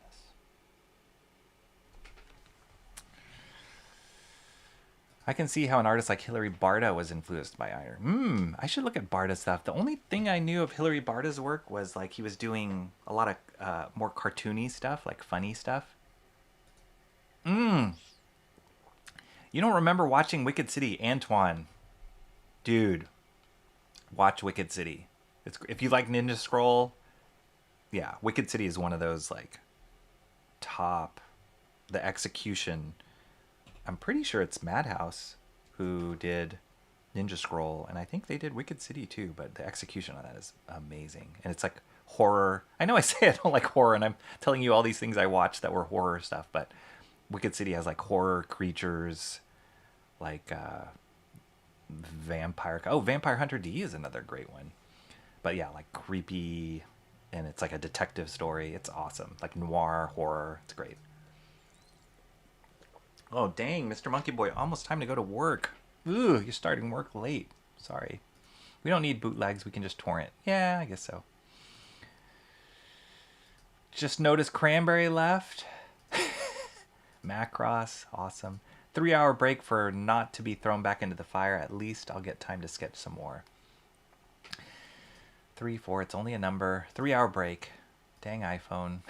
Weather Wizard, I know he has a rod as a prop. Was it Weather Wizard? I can't remember. Maybe. I don't think it was Mole Man. Like, it kind of reminds me of Mole Man. I don't think it was Mole Man. I vaguely recall, like, brown hair that was kind of long. And he was wearing, like, a jumpsuit and, like, had a stick. I'm not sure. I gotta find it, though. It seems to me that the way you stay relevant as an artist is to create a deep association with a character or a creative movement. Yeah, if you... I mean, if you are tied to your own creation, right? Like Spirit, say for example, since we're drawing Spirit, and you are the creator and owner of that, and you hold on to that, it doesn't matter if your style moves in and out, changes in and out, or you like we've talked about Matt Wagner before, right? With Grendel, like he's drawn different styles, he's hired other artists to draw different styles, but he is Grendel's creator, and it made an impression. You know, the original Grendel stories, they all made an impression, built a fan base, like changed comics, independent comics. So yeah, I think you're right. I think you can't just be just an executor or you know, in this case an artist on a project. And I mean, it's harder to stay relevant and just be an executor. You kind of have to create something that you own the story for, and that will outlast your abilities, your own artistic abilities, is the idea. So I think you're absolutely right, and I think that's a great lesson, great path to go. The Wizard of the Frightful Four. Weather Wizard is DC. Oh, the Wizard of... I don't know. I don't think so. Okay, talk about crotches. Night all work beckons. Night all. Okay, see you later, Mr. Monkey Boy. Sorry if I threw you off with my crotches. Maybe draw the character and go back in with opaque white. Yeah, it might be. It seems like Eisner is making fair use of white media. He is. And I'm going to do a lot of that here. Because like this stuff, for sure, I'm going to have to go back in white. Then probably go back and cut into the white. So yeah, that might be it. Like here, draw the black lines and then white. We'll see. It'll be fun though. It'll be a great figuring it out on the fly, which is part of the joy of doing these. We take it for granted, the craft that goes into these things. We kind of just blow through the pages as we read the comics and don't realize the work of art that is right in front of us and how much we can learn from it. So I love it.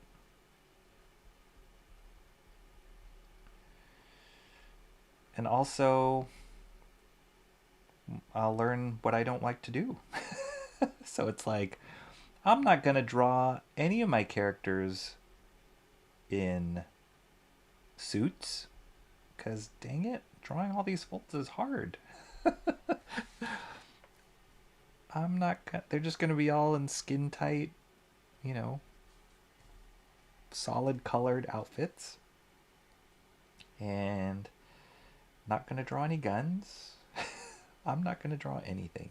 It's all hard.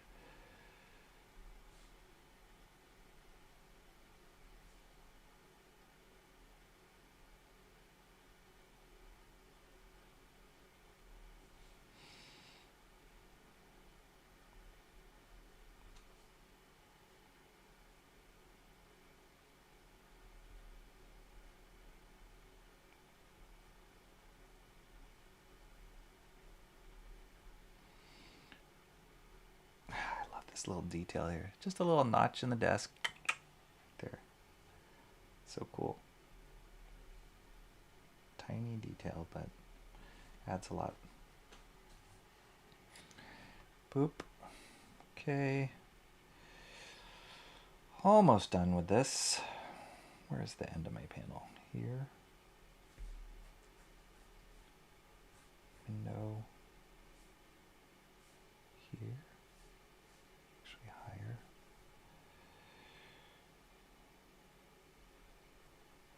Here.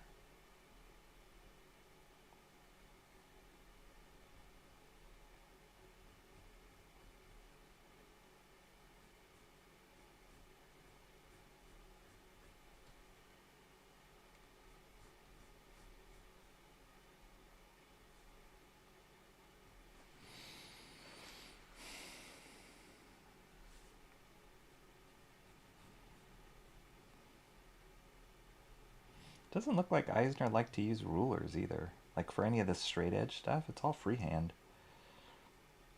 There's a life to that line though, which is nice. It's cool.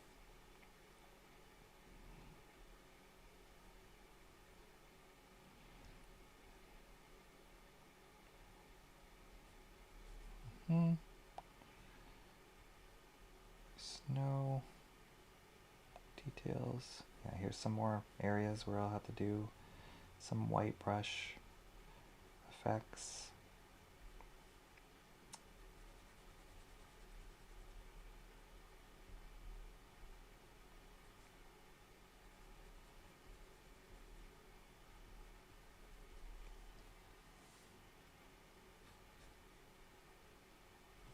And his windowsill is like not, it's not just like a, oh yeah, it's just a line. He's like, he's working out the dimension.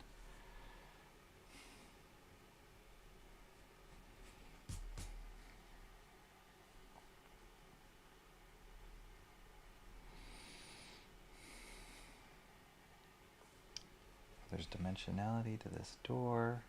Look how complicated this impact is. It's like, it's not like just curves. It's like kind of this squiggly impact.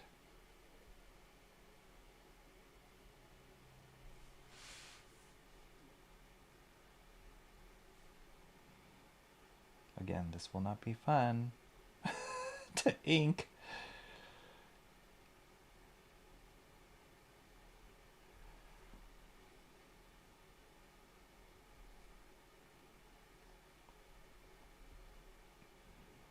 And this was a Kirby thing. I'm sure it's an Eisner thing too, but I love how the impacts like have like it's like they're emitting light. So it's like it's almost like a light source a little bit. Bang.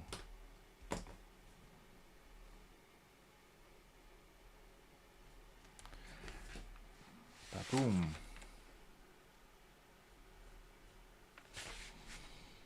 Corner of the room. Yeah, there's no straight edge here. It's just all freehand. Makes it feel a little bit more organic.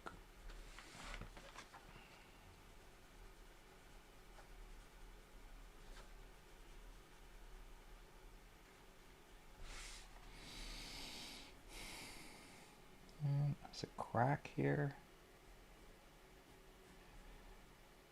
Shadow.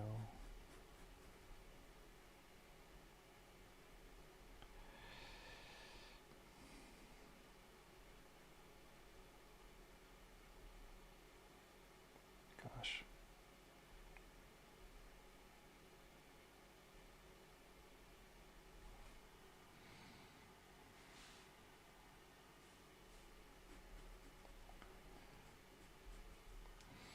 Can't wait till I can afford a higher quality camera. Still feels a little blurry to me because I'm zoomed in a bit.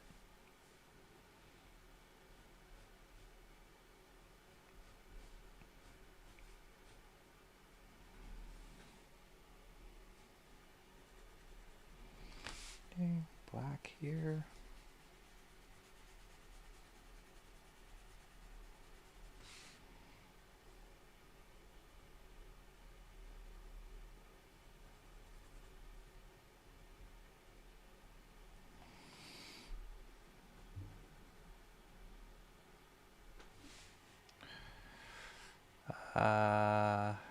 Katie's back. What's up, Katie? Good to see you back. I like that organic line. When possible, I use a ruler and pencils, then try to ink freehand so the line doesn't look that. That's a good idea. That's actually a really great idea. So it's like, you don't want to screw up the perspective because you're freehanding it the whole time.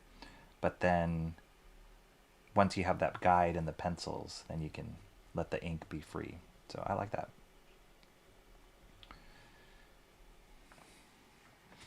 I mean, fortunately, actually. Ooh. Hey, I found a mistake in EISNER. Okay, so check this out. Did I? The corner of the room, the corner here starts here. If the line was correct, it would go right tangentially in his pants. And he moved over that line. I'm assuming that's the line that connects here, but it doesn't line up here. And I just noticed it because I just saw my line was off. So, I think I'm just going to follow EISNER and not correct it. But that does feel weird. Maybe I'll move it over. I won't make it so obvious. Or should I correct it? Maybe I should correct it. Which means I would bring the corner here? Yeah, that feels weird. I'll feel off. I'm not going to do it. I'm just going to be true to EISNER.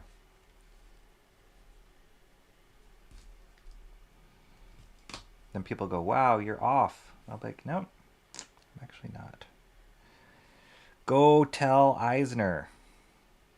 Tell that to his face. I mean, he's not alive anymore, but, you know, tell that to his grave.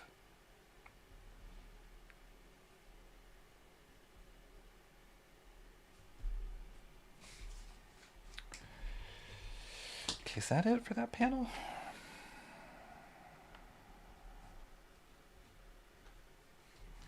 It's going to be so painful to ink this.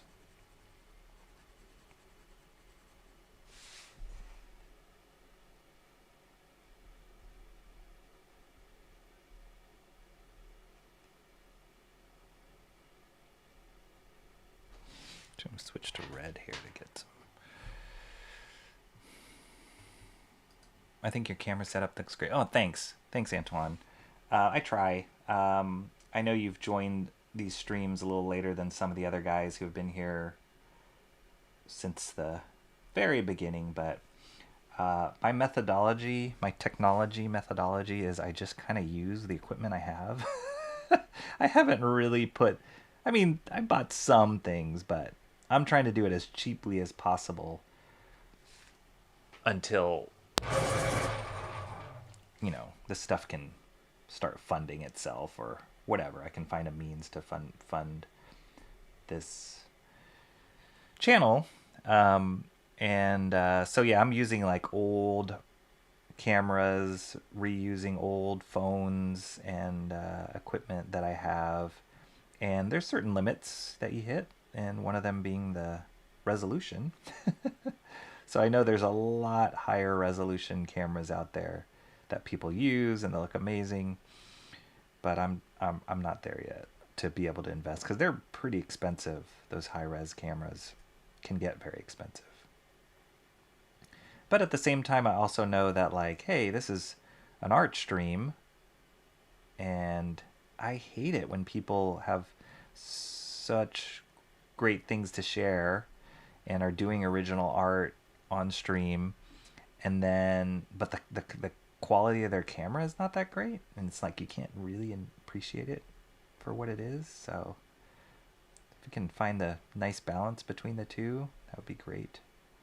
But we do the best we can. Do the best we can.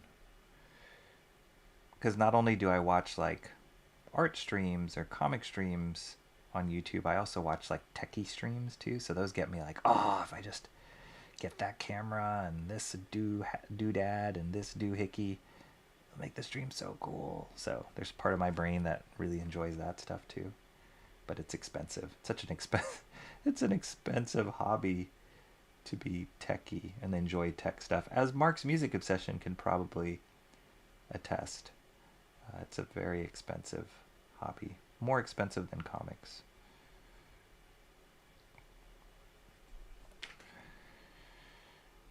All right, this is Thai, crossing right over there. I don't know why I drew such a curve. It's not that curved.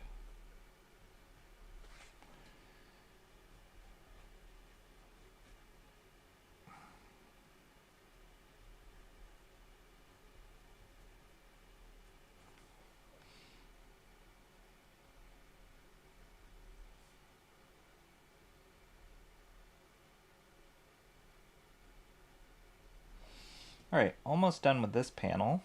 Then we'll have one more panel left. I'll take a little break once I'm done with this panel and pull out some of those books. We can have a tiny coffee break to talk about the books. And then this last panel shouldn't take too long. It's a smaller panel.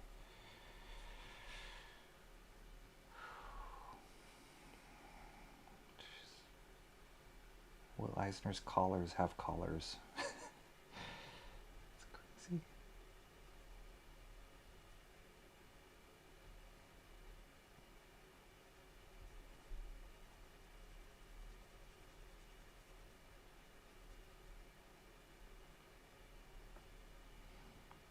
Oh yeah, I didn't even draw all these details. There's like button detail here, fold.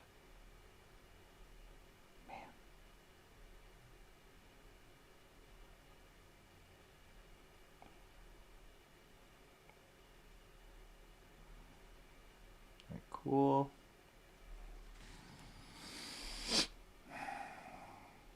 Wait.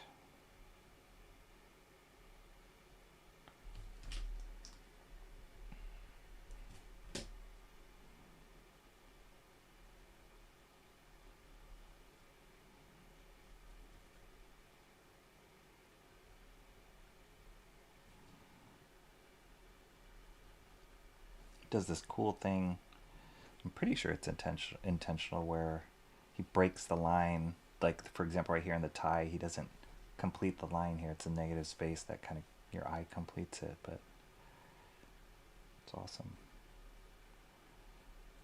Like, simplifies the drawing, but it's all there still. It's all implied.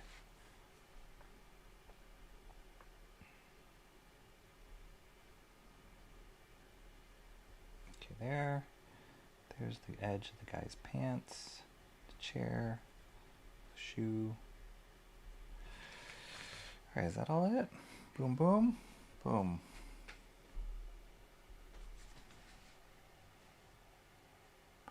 There we go. Looks like he has a huge turkey in his lap. Shoot, that looks weird.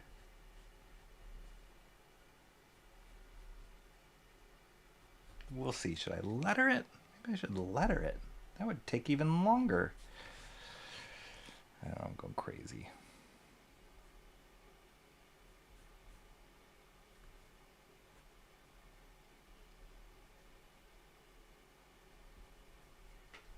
but it does look like he has a turkey on his lap.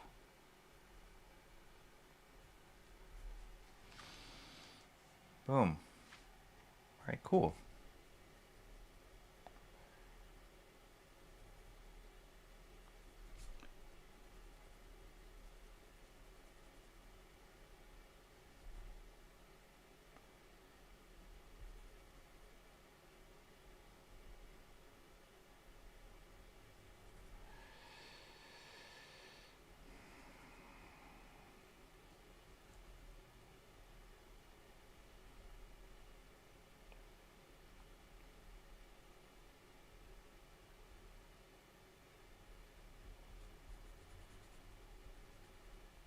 Okay, cool. Done. Nice. Moving along. Almost there. Look at that. That's turning out pretty cool. Let me pull out a little bit so you guys can see. Coming out pretty cool. Nice. All right, let me catch up on chat, and then I will pull out some of those books for a little break. That panel still looks pretty well translated. Awesome. Thank you, Timmy Mello. It's like you're talking about Shelby without saying Shelby. What are you talking about? I didn't say anything about Shelby. What are we talking about? Or is it his internet that's the real culprit? Oh, are you talking about the tech setup? I'm not talking about Shelby. I know he's had some internet problems before, but I'm not talking about... I don't even know what Shelby's setup is. Is it bad? It's not bad. Shelby does some great stuff. I will say one pet peeve I have. And welcome, Art and Times to J. Ryan. It's actually a really good sculpt. One thing my pet peeve, and this doesn't matter how big of an artist you are or what, my pet peeve is autofocus. And certain setups that I have, depending on the camera, like for example, I'm using old iPhones for some of my cameras in this setup, there is an autofocus that happens that I can't control. So like that. And I hate that when it kind of goes in and out of focus as somebody's working on a page. It drives me nuts. And so I do like when either you're using a third-party program or a specific camera where you can lock the focus and control it manually, like that. Like I can't stand the autofocus, like coming in and out, zooming in, and then it drives me crazy. I mean, it happens for me too, and it just drives me crazy. So if Shelby's setup has that, then shame on you, Shelby. But no, I'm not talking about him specifically. Everybody's saying hello to Jay. Good seeing you. Art and Times with Jay Ryan. Katie says, I'm not an artist or international. Can you explain the reasoning for red? Red and blue pencils. Oh, okay. You are an artist, Katie. Come on. It's very simple. These are Color Ace brand pencils. I'll take advantage of the autofocus. They are Color Ace brand pencils. And so these pencils, they come in all sorts of different colors. I've shown them before, but I'll pull them out again for your information. They come in all sorts of different colors. And these are from my previous job, and like I just had boxes and boxes of this. I'm pretty sure you could order it on Amazon or wherever, any art store. So they come in a whole variety of colors, and even it's not just purple. They have like violet and purple and dark purple and green and all sorts of greens, all sorts of blues, reds. Some of my favorite Color Ace pencils are red and blue. This is Scarlet Red. There's also a Tuscan Red, which I really like, which is kind of more of a brownish red. I broke it. Broke the lead. But the nice thing about these pencils versus like a standard colored pencil, like a Prismacolor color pencil, is the hardness of the lead is softer than most graphite pencils, unless you're using a very, very soft graphite pencil. It's softer than, and then because it's colored and it's not a black color, but like all these different colors. You can build up on it. So it's really great for, so I was first exposed to these pencils in animation, where you would be doing like a rough pass in animation, and you'd be using very, very simple shapes. And then as you start breaking down those shapes more, from the like simple shape gesture to the more specific details in the character or whatever it is you're animating, then you start tightening up those pencils, and then you pull out the graphite, the different levels of graphite, and those all have different softnesses, right? So you can go from, there's a whole gamut of softness, hardness, graphite pencils. And each one has their own purpose as well. But pretty much the rule, at least that I go by, is like the harder the pencil, the more like intricate the details you can get. But these Color-Ace pencils are relatively soft, but not as soft as a Prismacolor color pencil. And so it allows you to keep it soft and loose as you're figuring out your pencils, but also enough to give definition. And then, as I had mentioned in previous streams, the reason why I switch colors, there's varying reasons. One, all Color-Ace pencils are not created equal. So the softness or hardness, however way you want to look at it, of like the blue pencil is different. Then I can feel there's a difference between that and the red pencil, whether that's the makeup of the lead or the chemicals or the color in it. I don't know, but there is a difference in softness. So I find that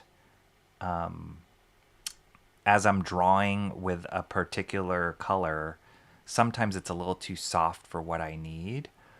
There's also a waxiness a little bit in these pencils. So the more you draw over and over on top of it, the more it gets like a waxy, like film on top of the paper. And then you can't really get somebody's printing something on the printer in my office. Hopefully it's not. I'll check it out in a second and see who's printing what. Oh, hang on a second. So strange.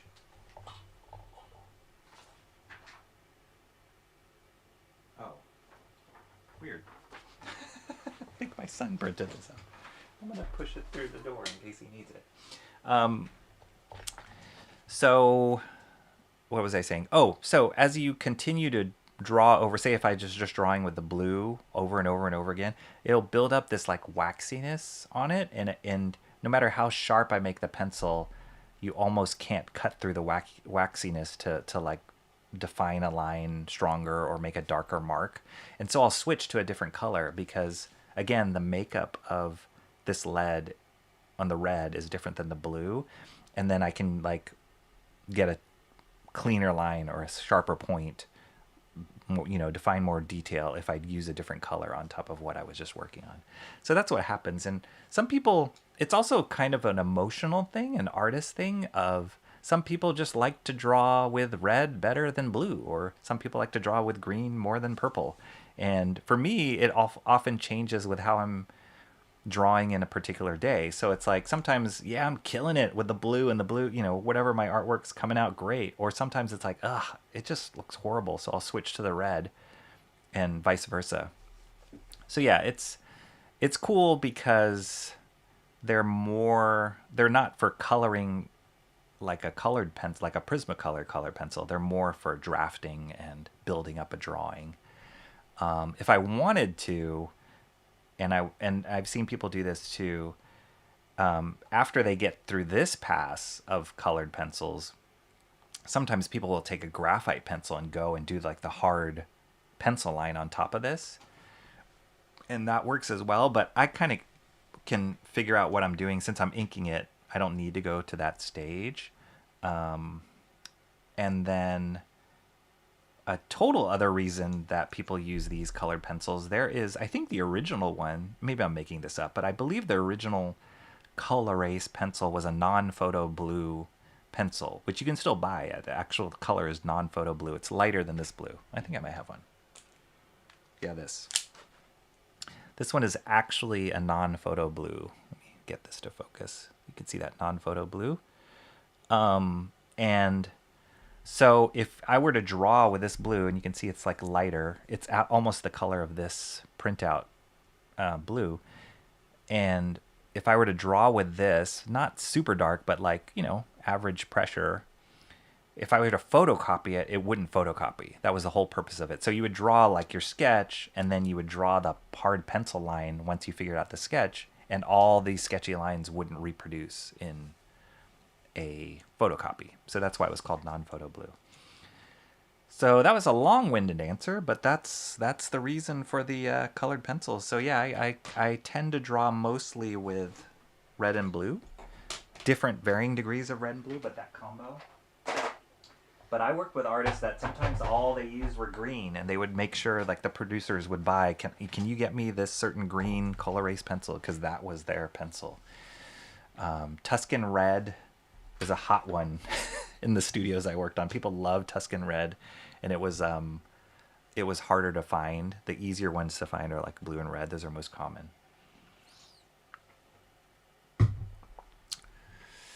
Cranberry Landers is back. What's up? Saying hey. Damn those I got you. I understood you. Typically you use non-photo blue so it doesn't show up when you scan the there you go. Could have just taken that answer and gone with it. Thanks, Jay. Welcome back. Red, you can't hide it from the chat.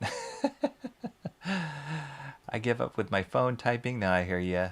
I hear you. Sometimes my sausage fingers, depending on which phone you have and the way the keyboard's set up, sometimes it's just like I can oftentimes instead of a space, for whatever reason, where the period is and the space are too close for how my thumb works. And so I'm always writing sentences that have like, instead of spaces, would have periods. It's really annoying.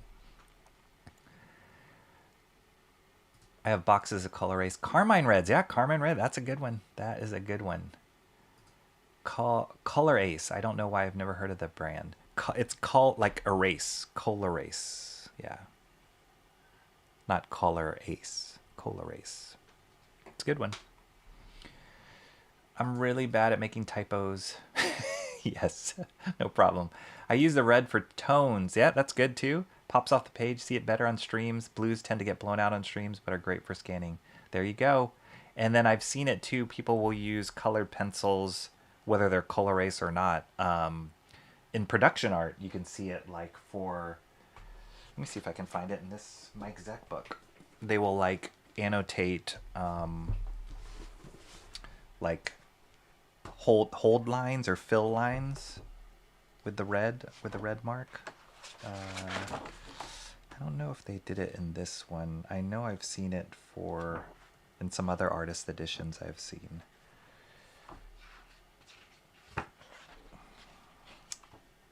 Oh, maybe in the Craven.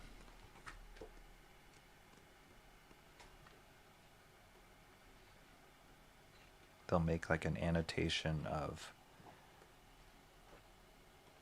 Oh, thought maybe with the spiders, but he didn't do it. I mean, here you can kind of see they did like edits, and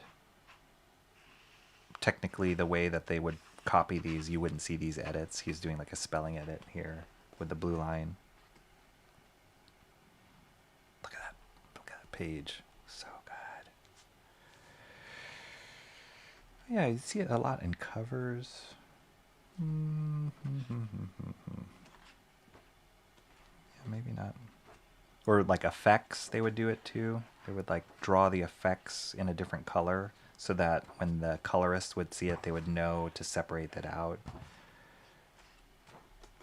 Or if they wanted a line to be a certain color and not black, they would mark it. Anyway, I can't find it in this book, but I've seen it before.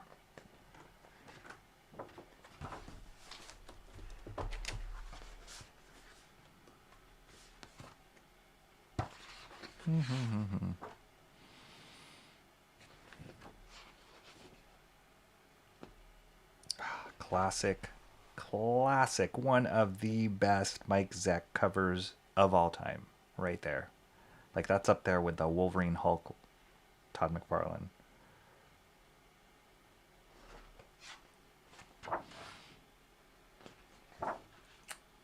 Yeah, I can't find it. If I find it in another time, I'll pull it out. But you get the idea.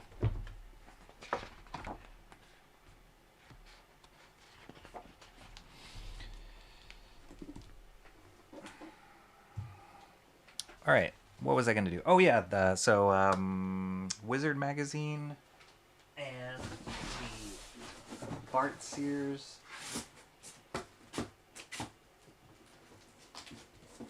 Oh, did I pack that away? No, I didn't. Oh no, here's that. That and oh, where did I put that Wizard Magazine?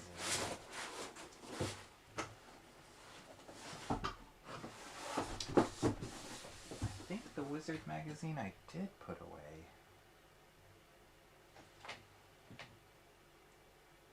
Shoot.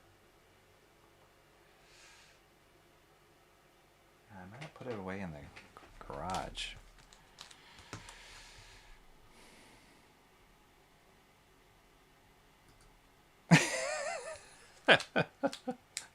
Yeah, I just like it. Red and blue. I call it bruising my drawing. What's up, Alan Lau? There we go. Speaking of bruises, Alan Lau's in the house. How you doing, Alan? Thank you. Nice work. We're just taking a little break here. I got one more panel to go. Maybe my house is haunted. Probably. Back at home with TV, but cooking said shrimp. Awesome. It's a whole journey. Mark's music obsession. I find the mechanical refillable reds and blues very waxy, so I switched to more traditional. Yeah, I would always, and I found them too soft too, so I'd always be breaking them. They would always be snapping when I use them, so I switched back to the lead pencil, or the actual pencil, wood pencil. You're welcome, Katie, if you're okay with long-winded answers. I'm a Carmine red kind of guy. I definitely need to buy a few of those color erase pencils, especially in practicing on working on difficult areas of Nana. Yeah, they're great. They're not too expensive either. They're really great. And you'll find which color works best for you. I'd say the standard blue, scarlet red, carmine red. Yeah, reds are nice to have, but you'll find which ones you'll like. There's a whole bunch of different colors. What was printed? Oh, it's like, I don't even know. It's, I think, a parking pass? I'm not even sure what that is. I use all caps too often now, so it's automatically typing in all caps for some words. Can you hear something else is printing? Oh, maybe it's just the printer cleaning itself. Color erase, got it, yep. Right now my keyboard won't let me write don't. It keeps autocorrecting to didn't. That Wolverine cap cover looks awesome. One of the best. Yeah, one of the best. It's been many times like recolored. The original colors were the best, I think. And just seeing it in black and white is awesome. All right, so we were talking earlier about Bart Sears. And so I wanted to pull this out. I cannot find that Wizard magazine. I think it's in my garage, unfortunately, which is a shame. But I will pull out some other Jay Lee stuff. It was a Jay Lee issue. I'll pull out some other Jay Lee stuff to make up for it. And then maybe in another stream I'll pull out the Wizard. Because it's fun to look at the old Wizard magazine. It really is. But this was, so the conversation was, Antoine Dennison was saying how he got published in Wizard magazine. And it had to do with the Bart Sears How to Draw section. I guess maybe he was doing a critique on your drawing, maybe? Let us know, Antoine. But so Bart Sears was, I guess, hired to do this ongoing drawing, how to draw section out of Wizard magazine, which was amazing because he can draw really cool, dynamic, stylized anatomy, such a command of anatomy and the form, the human form. And he created these fictional characters, Brute and Babe, for the How to Draw section in Wizard. And Brute, because he was showing heroic men and their musculature, and Babe, because he was drawing heroic women. And then later on, he decided to come out with a series, Brute and Babe, out of, I guess, his own printing line, Ominous Press. I don't know how many issues they actually published. I have no idea. This is the only issue I have.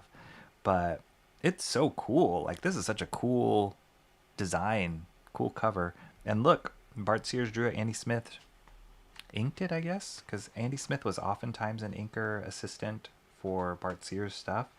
And they had a whole line that they were coming up with for Ominous Press. Relentlessly Powerful Comics. So, yeah, inked by Andy Smith and TJ Tobolsky. Don't know TJ that much. I do know Andy Smith's work, obviously. Bart Sears wrote and penciled it. And, yeah, I don't know how long or how many issues they actually produced. But look at his anatomy. It's so great. It's like just rippling musculature. I do find, and I read this maybe about a few months ago when I found it in my collection again, it does get too much into the like Lord of the Rings territory where the names and the worlds are all like Brute's name is Malorel and Babe's name is Arosharath, you know, like all these consonants and vowels strung together. Very old lore feeling. And it almost gets a little bit too much into it. I don't think Bart Sears is that great of a writer, but these are cool. Like I said, muscles rippling upon rippling. Super cool designs. These like medieval fantasy characters are great designs. I love that burnt logo on his forehead, which is also the logo for Ominous Press. So he's kind of tying all that together. See how blurry this is bugging me. Back out a little bit. Look how wide that jaw is.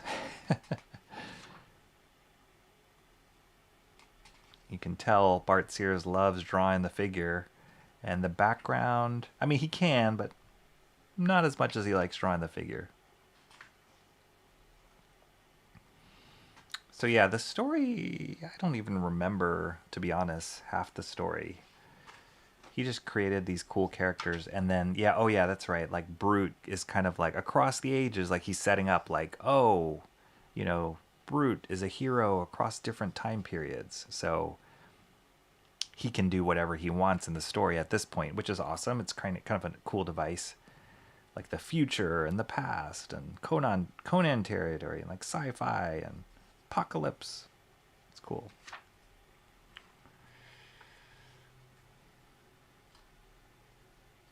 And yeah, here's some designs. Pretty cool.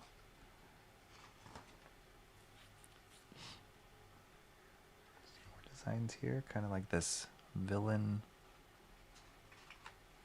character.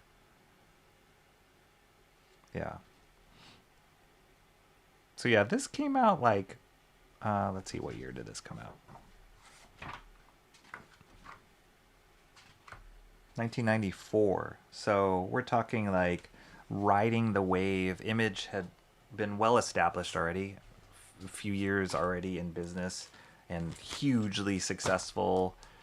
Independent, the independent explosion was well in effect. We're talking about Image and Dark Horse and probably Valiant at the time. All these were like coming out, so I think this is Bart Sears' attempt to like get in on that and produce it himself as well, be independent as well. But I don't know how successful or not successful this was, but it's kind of cool that he took something that he had started in Wizard of just a how-to draw and turned it into a comic.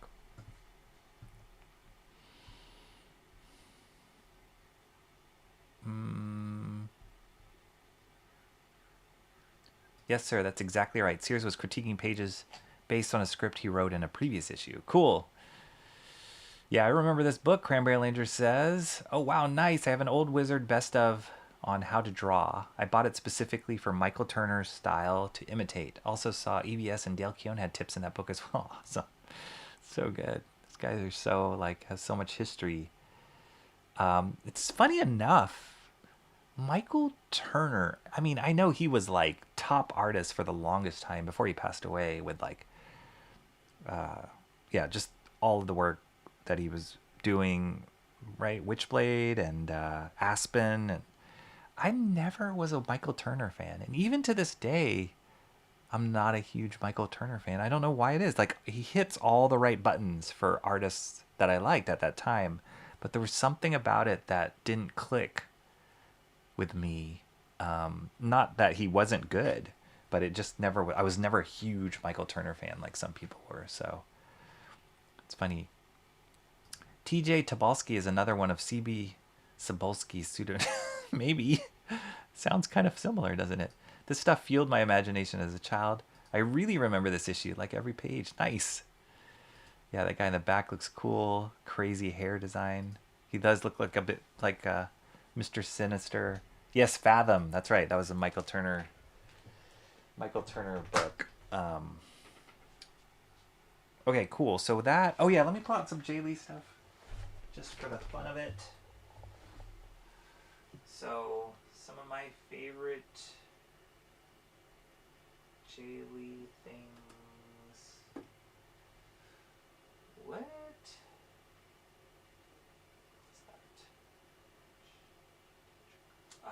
Here. And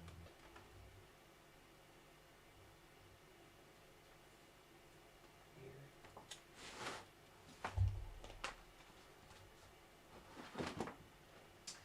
Man, I really wish I had that wizard. I could have sworn I kept it in, but I didn't. And I did just run across my... Whoops. I did just run across my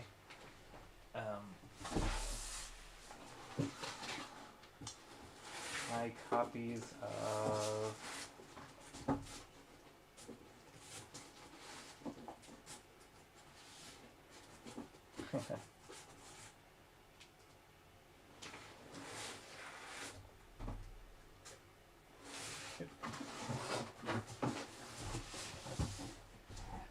I'm pretty good at cataloging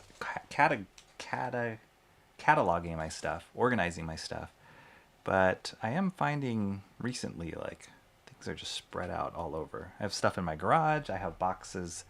I have a shelf over here. I have a shelf over there. A couple shelves over here. I have a box under my desk. It's a little cray-cray. Okay, so in order of when it came out, Wildcats trilogy. So this is just for the sake of looking at style and how Jay Lee progressed. Jay Lee, this was the Jay Lee that it was like Youngblood, Namor, I should say Namor, and Iron Fist. And then Wildcats trilogy were like the Jay Lee that just got me so excited. He was my favorite. And I don't know if they have it in this book, but there was like an advertisement. Yeah, I don't think they have it in this book.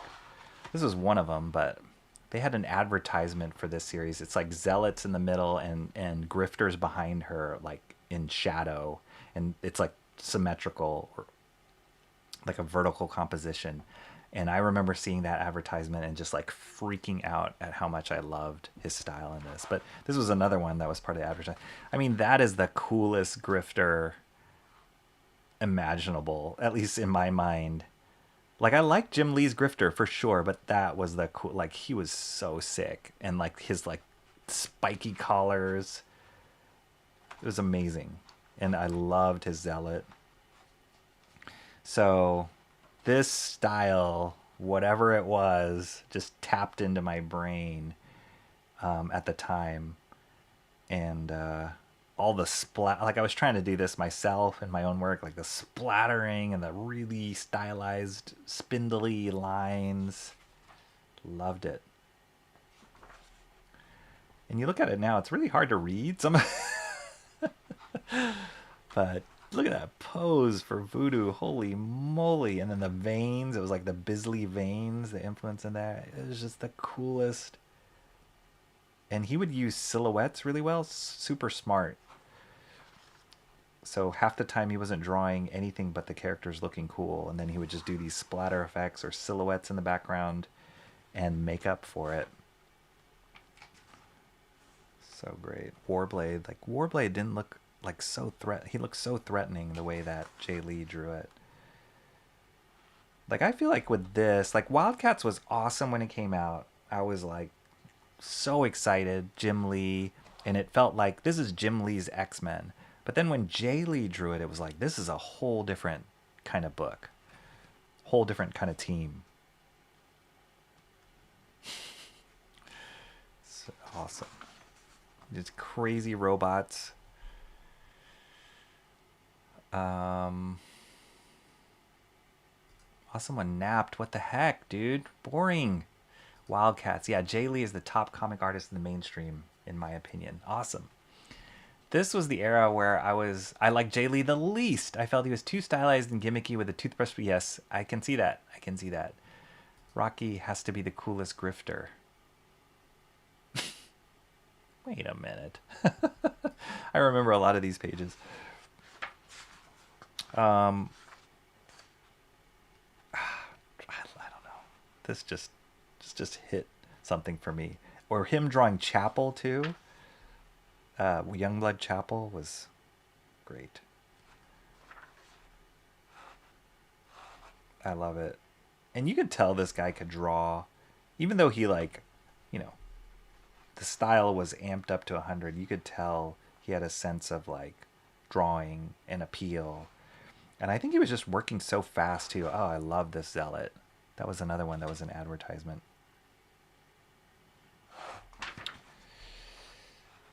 He was working really fast, I feel like. Just like attacking the page. Because he was both penciling and inking his stuff. Probably going straight to inks with some of this.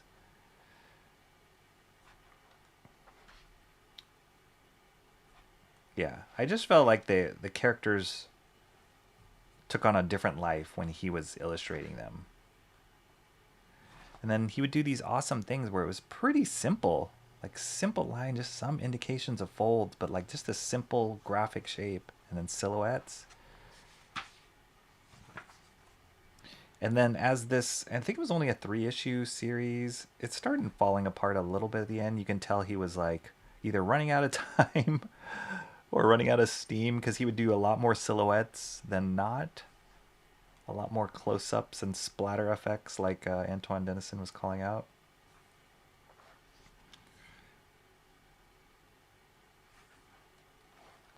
But yeah, it was just, I guess it was just super exciting for me. Super aggro. These crazy hair.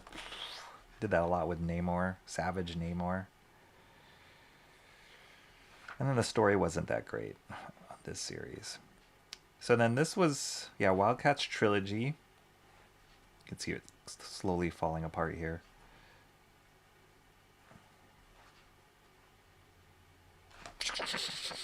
Done.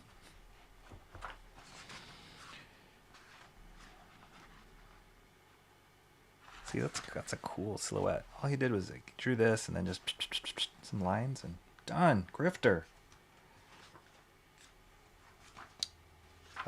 Okay, so this was Wildcats trilogy, and then he did his own book, Hellshock.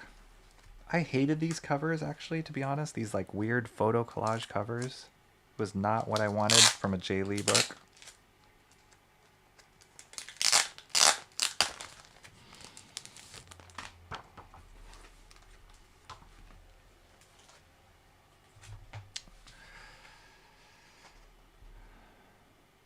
Amazing art. That one you just pointed out, Rocks, looks awesome. I like the character designs for a lot of this. Yeah, me too. I loved his character designs.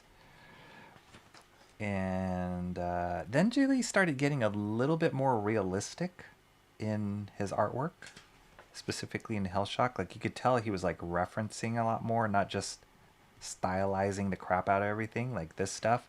Whether he's referencing a photograph or treating a photograph or what, like, this is cool.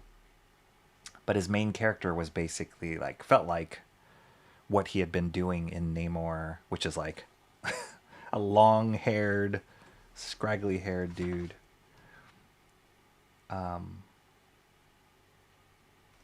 Colors were kind of crazy on this. But yeah, this kind of photo reference, sort of, but a lot more realistic faces. So I feel like his style already started evolving in Hellshock. And it wasn't a superhero book. It's a lot more dark mystery, supernatural mystery. That's a great design, though. Kind of had Crow vibes a little bit, too, but great marking on the face. Like, I like this as a cover as opposed to this. Like, who's this guy? Who's this random cosplay dude? But this is awesome. This feels like Jay Lee. Pretty cool. They show these black and whites here. Oh, I'd love to see an artist edition of Jay Lee's stuff. I don't even think there's any artist edition out.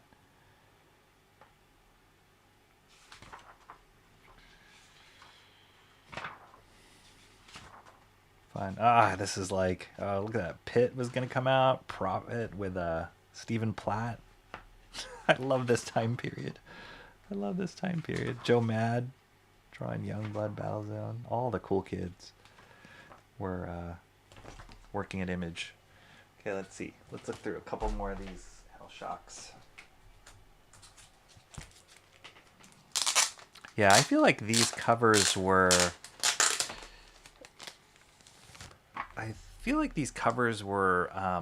trying to be like Sandman a little bit. They had like a Sandman influence where they're using like photo collage and trying to be artsy. I don't know.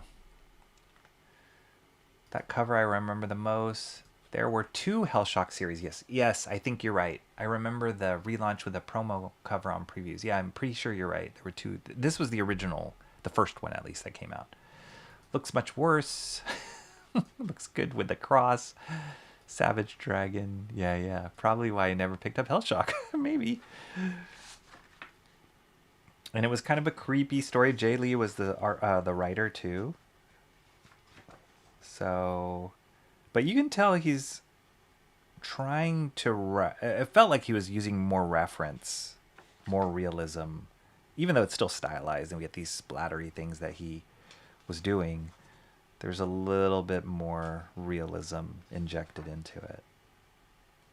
Definitely got the Crow vibes on these. The story didn't totally hold up that well either, if I remember. I haven't read it in a while. That's cool. It's like a fallen angel, I think.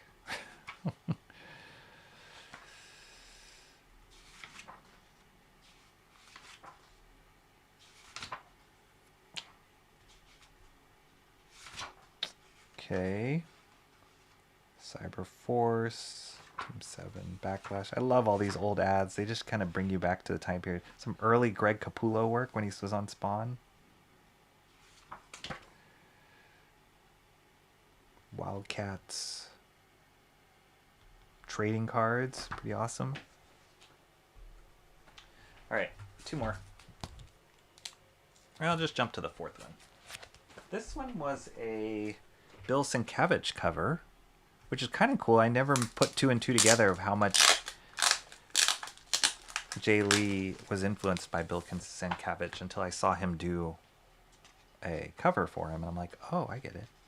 But yeah, look at this. Look at how much more, less stylized and more rendered out this stuff is. This is kind of the standard Hellshock drawing.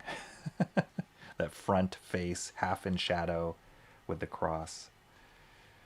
But I felt like he was, he's doing a lot more experimentation with the pen inking. Like this kind of stuff is very different than what you would normally see. Less splattery and more rendered out.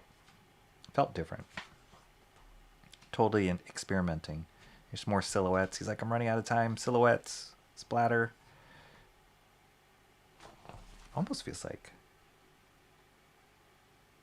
No, he did the art. I was about to say, it almost feels like Sienkiewicz inked him, but he didn't. But you can see the influence.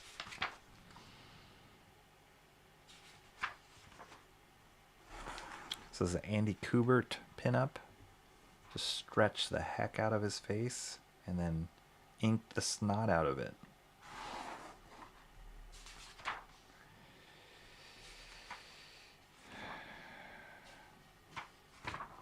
Okay. Photoshop. Photoshop. And then there. The end. I don't remember the story. Epilogue. The beginning. And then I think they did another series.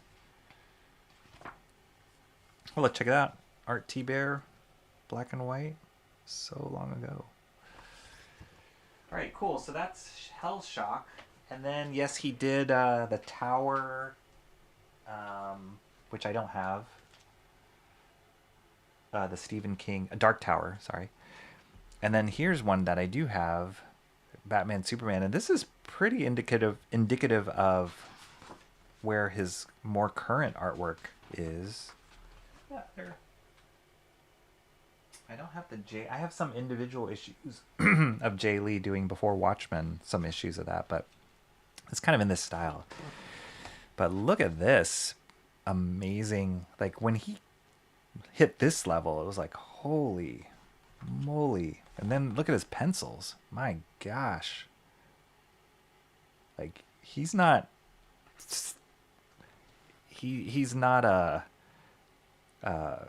faking stuff with shadows anymore at this point. Like he knows what he is drawing. And all this design work here, I really love this. There's some very cool compositional framing things that he did in this, which are amazing. But so beautiful. I wish my camera was better. I'd zoom in. But did some great layouts in this series. And then the colors are stunning in this. I forgot who did the colors. Yeah, who did the colors? I don't remember. This is awesome. Like beautiful, beautiful poses and layouts, and the execution is really good. I think he did a limited series recently called Seventh Son. I saw the first one come out. I wanted to wait until it got compiled into a graphic novel, and then I never heard anything about it. So that was one I think was his own creation. Look at this cape. Like he's not splattering his way out of this one. He's like literally drawing every fold on that cape. This is a different artist here. Who's drawing here? Yeah, a few other fill-in artists for the middle stuff here. But yeah, I love these. I just find that a lot of Jay Lee's covers tell such a great story. Like the way that he composes it and renders it are amazing. He's a great cover artist. He's done so many covers. I mean, he's a great comic book artist, but he's done so many covers lately that are just beautiful.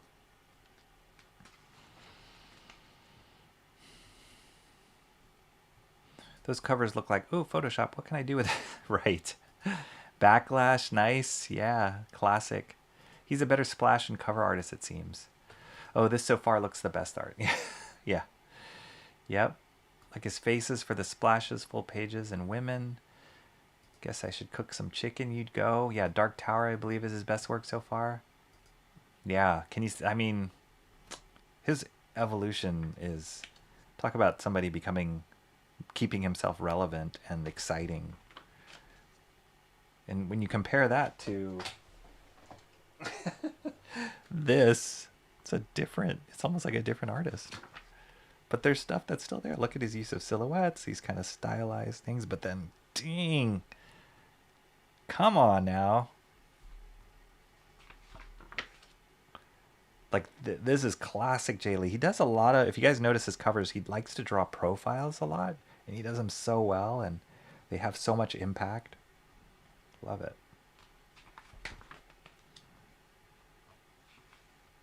Look at those pencils. Dear Lord. Beautiful faces.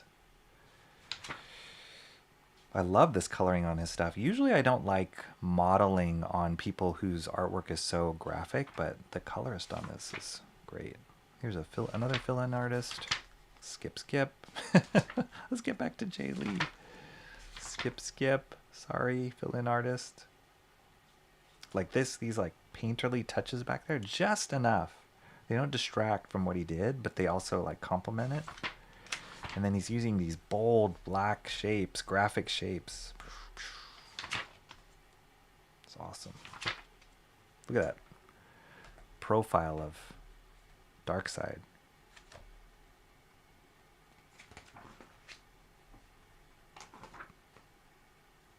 Man, I would love to see an artist edition of his stuff. Like his inking is exactly opposite of where I would go because it's so thin and delicate. And I like, you know, these kind of bold, organic brush lines. That's another fill-in artist. But I love his stuff. I just could never, I don't think I could ever do it. But I love his stuff. Oh, here's some pencils. Check these out. I think this is why I got this book, because they had some pencils of his in it. Super tight.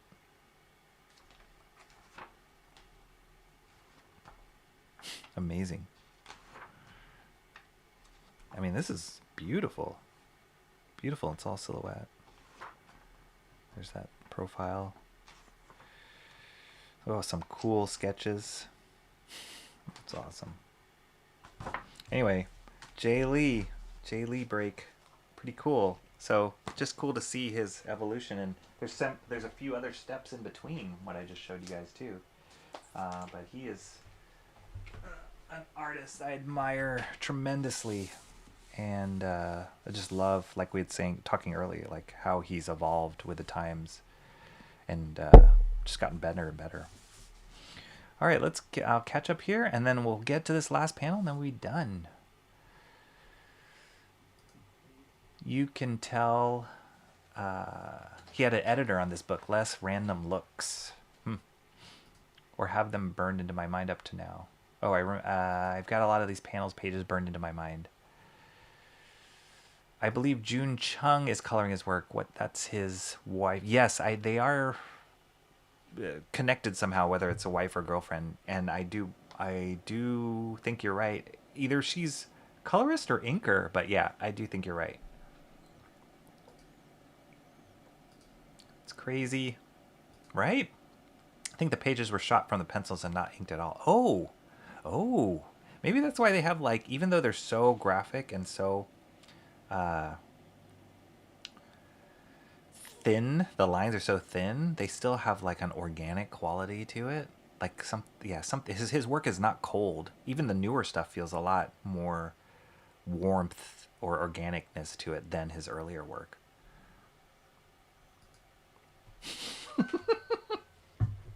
Slightly? Try majorly. No, Jay Lee's one of those artists where I'm like, okay, I can never achieve that level. So I'm just going to admire it. Not even strive for it. I'm just going to admire it. Yeah, he's amazing. His work puts me to shame as a comic hopeful. He's in a class of his own right now. He is. He really is. And he started young. Like when he got discovered, when he was doing the Namor stuff and all that, he was young. He was like I want to say he was 19 when he was discovered. So he's got to be late 40s, early 50s now. Like not that old. And he's been working in the industry pretty much his whole life. So it's amazing. That's right. That's right. Yeah, you and everybody else, Cranberry. All right, let's finish this up. This shouldn't take us too long. I say, and then it'll take me another 2 hours. But this one thing that I didn't notice before, but there is a gun in this panel.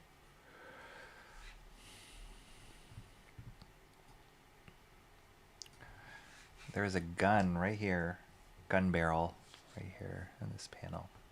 Kind of hard, tough composition because it's crammed in there. And I had mentioned this a couple streams when I was first sketching out this panel, but I love how Eisner,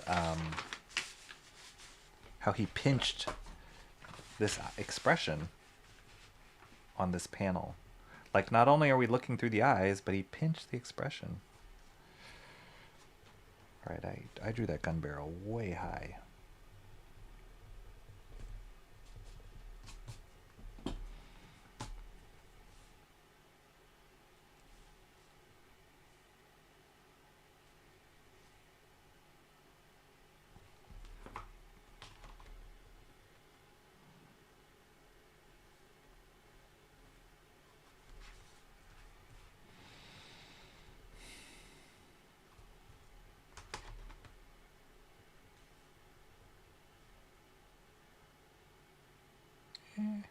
Still high.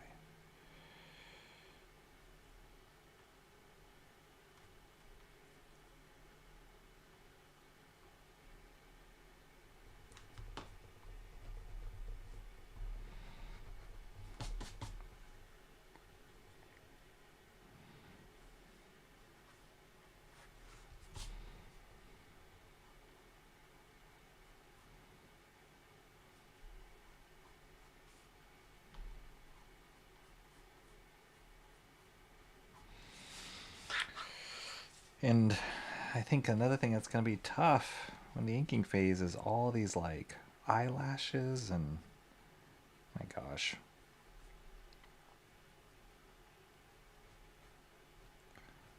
This ain't gonna be easy. Whose idea was it to draw Eisner? Whose idea was that? It's not a good idea.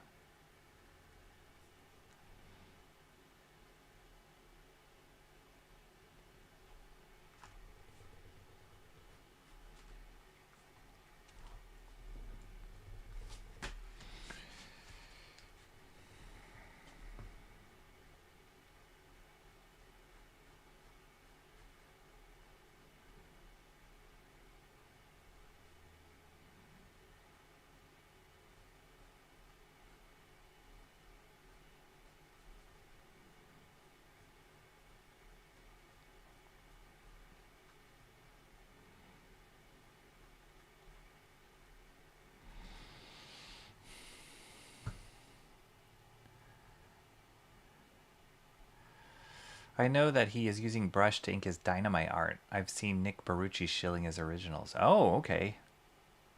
All right. Must be using a super thin brush. Okay, Cranberry, you are sufficiently demoralized. Your demoralization is acceptable now to me. Your level of demoralization is acceptable. Jaylee is 50. Ooh, gosh. That is depressing. That's really depressing. Yeah, he must have been super young when he was discovered. 17. Oh, gosh, guys. What have we done? We've been doing all our lives.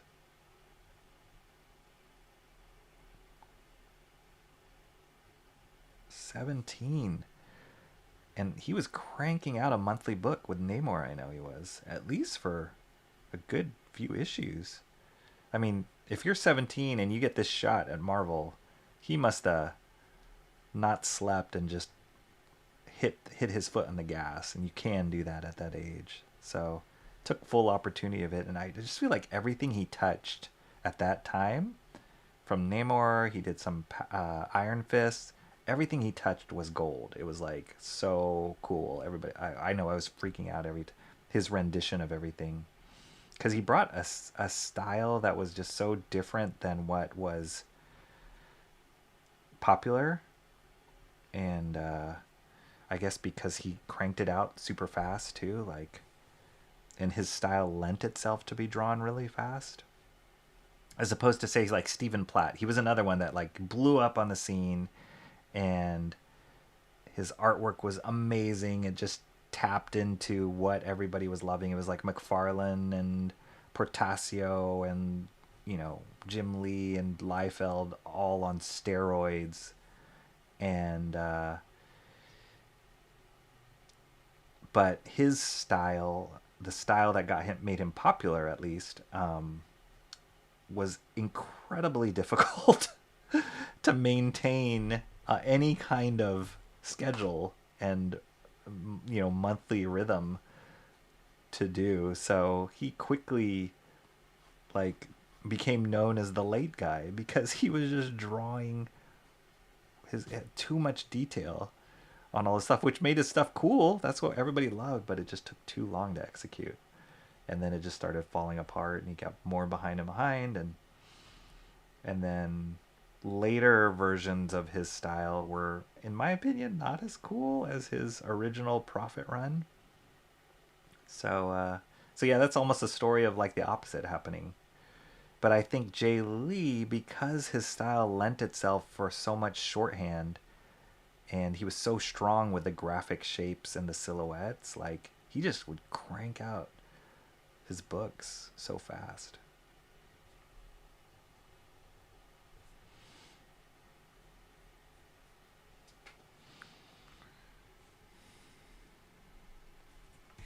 Bleh.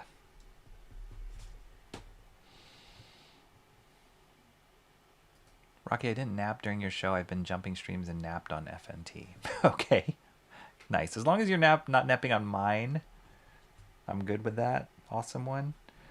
You have my permission to nap on anybody else's stream, but you got to be fully awake and present for my stream.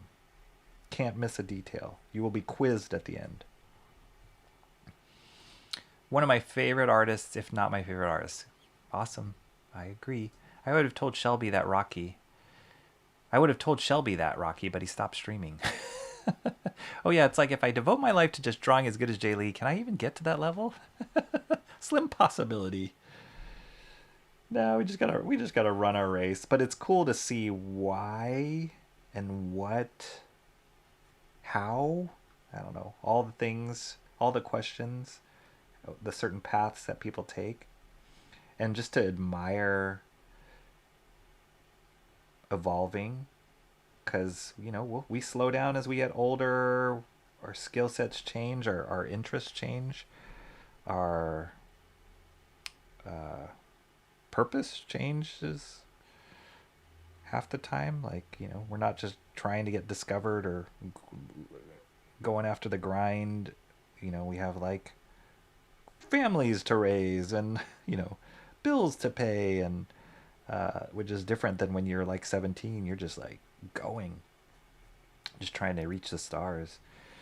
So yeah, things change, but it's amazing to see him stay on top of it, Jay Lee stay on top of it, and still be at the top of his game.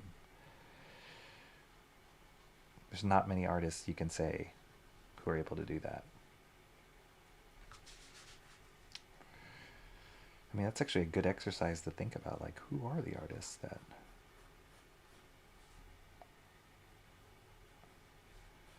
Like I mentioned, Walt Simonson is one. I'd say Jim Lee. I mean, Jim Lee, he's still great. He's more in an executive position, but every time he draws, he's still killing it. John Romita Jr., he's still staying relevant, still keeping busy. I think it's just because he's hit a level of his artwork where his shorthand and his second hand, his instinct is developed. And, you know, he doesn't even, I don't think he has to even think anymore. He just kind of executes. And he's fast. He's always been fast. I don't think John Romita Jr. is the kind of artist, when you think of like, oh yeah, he's a slow artist that misses that. He's not like one of them. He is a grinder. I'd argue, this might be controversial, like Frank Miller. I know a lot of people hate his where his current style goes, but I feel like it's just an evolution of Frank Miller. He's been evolving his style. If you think about all the different styles that Frank Miller has had, and for what purpose, and how it's moved a needle for comic storytelling language, he's amazing. He's by far one of my favorites of all time.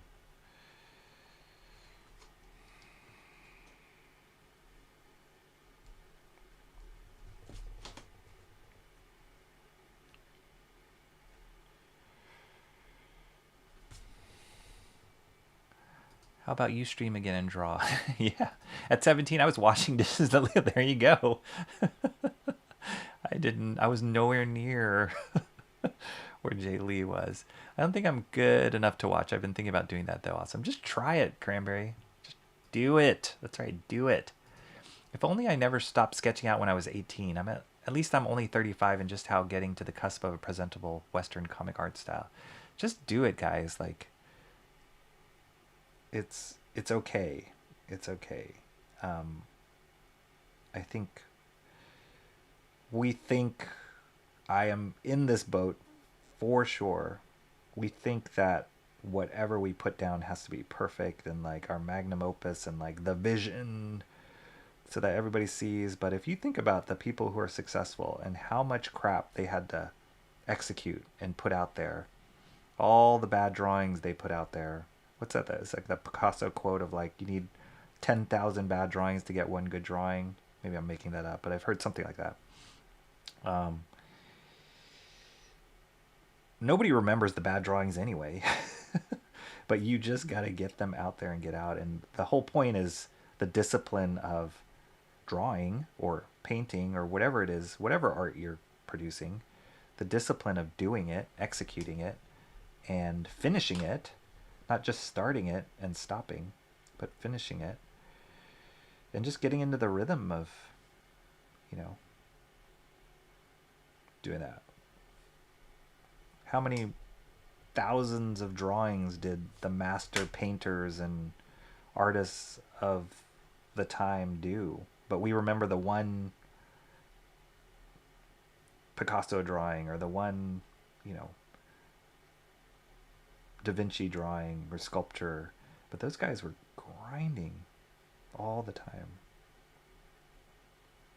Rarely will you find somebody who's like perfection from the get-go and then just executes perfection all the way through.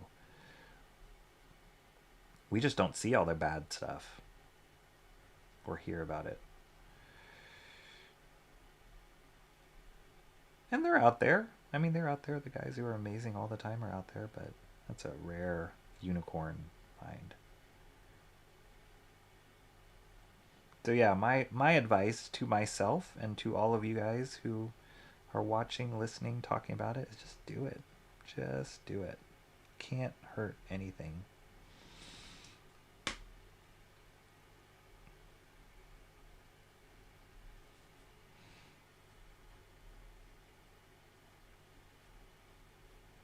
It's the whole impetus of these master studies for me. Eventually I want to be doing this on my own stuff. But I know the way my brain works is I get caught up on all the things I just mentioned and story and needing it to be perfect and blah, blah, blah, blah, blah.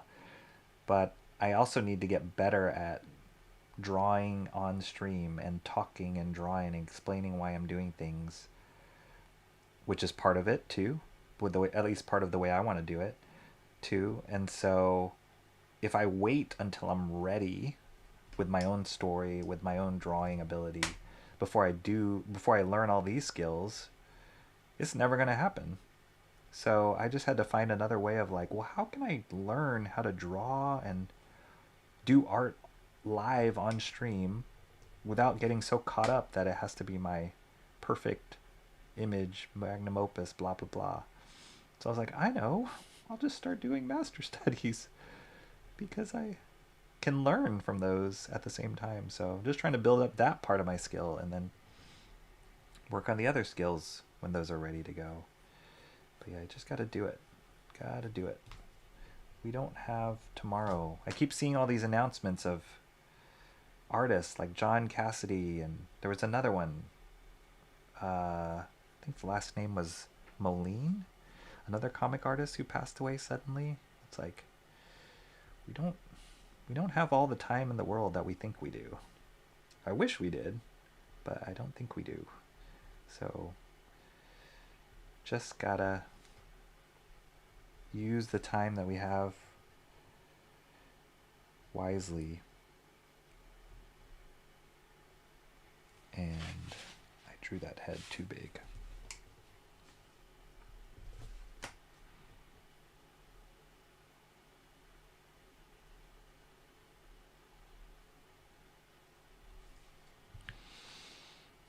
To be known as the late guy at Image is saying that's right. And you can see why, you know, like, yeah. I love Platt stuff. Talk about like dissecting that and like trying to find rhyme or reason. That stuff was a mess, but it was so amazing for its time and hit all the right buttons. I still look at the artwork and think, this is so fun, so exciting. And half the time I'm like, what is going on in this page? Like, I can't even read what is going on. Some of the designs are crazy. The anatomy is all over the map. But it was amazing, and it just hit the right buttons for me as a kid reading comics. It was like I said, McFarlane times 100. And just really exciting. But you can see why he was late, because geez Louise, the amount of detail he put into that. The amount of bullet casings he would draw per panel was out of this world. Bullet casings, arrows, and yeah, gunshots.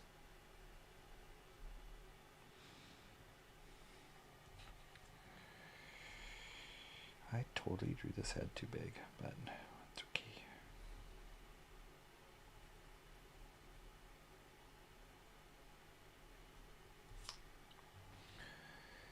No one cares how you draw. People just like to hang and chat. True. That's why you guys are here. Those guys can draw in their sleep. I didn't like John Romita Jr. from 2013 and before. Really?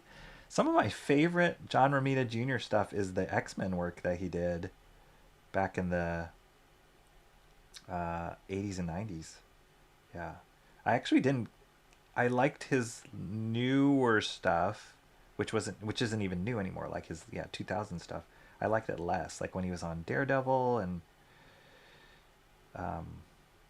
I liked it less. I loved it when he was starting out on X-Men and some of the stories that he drew in there, because his compositions and his expressions were so simple and really impactful.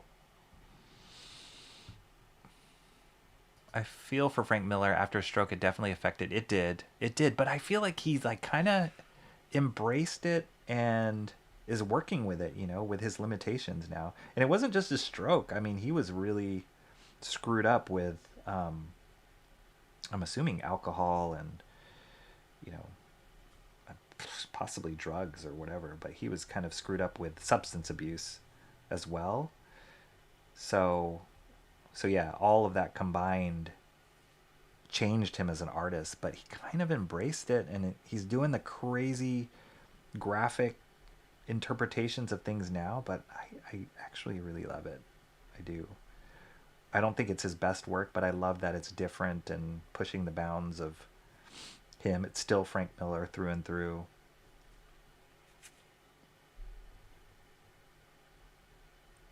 And he's a phenomenal storyteller.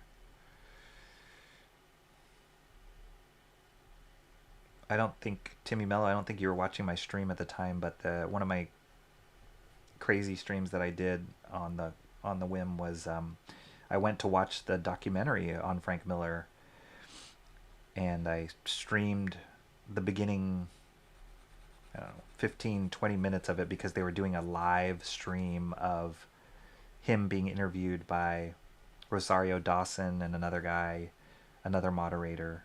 It was live streamed at all the different theaters that they were showing the documentary at. So I live streamed just the live streamed part of that, not the actual film, but the documentary is really good. So whenever it comes out on streaming, you should check it out on Frank Miller. It's excellent, and it kind of touches on, you know, him, his personal life, and the impact he's had on comics. It's great.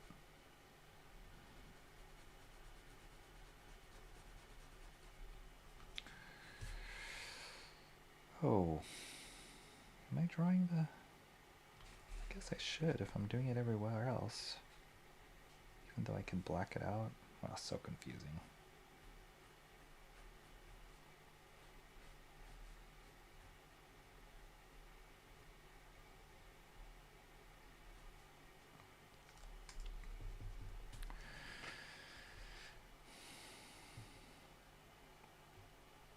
"17 maybe delivering newspapers." I know a lot of us did not. We're nowhere near where Jay Lee was at 17. Always takes a chance and a lot of dedication to work, and especially to finish a sketch. It does. Just don't think about it too much. Just do it. Krager has some fun sketches that he calls trash, but some look like finished art. Shanth makes multitasking look so easy. You know what is funny? Whenever Shanth started doing this streaming stuff, and I learned more about it, like, we've had many a conversation about this, but if you know Shanth as long as I have, which is over 30 years now, you realize that all of the skills it takes to multitask and do what he does on stream that he's good at were who Shanth was from day one. Like, it's so perfect for him. The irony is that YouTube streaming, live streaming, and comics at the same time, that whole world did not exist before. But if it did, Shanth would have been doing this 30 years ago. So it's like the universe caught up to his certain skill sets, and only he has that kind of skill set to work. I mean, not only he, but he is so built for doing what he does now. Like he wouldn't admit that it comes naturally to him, but it comes naturally to him. That's why he was a great teacher, and now can do what he does on stream, like speak so eloquently and be funny, and also be very informative and instructive in when he's doing art on stream.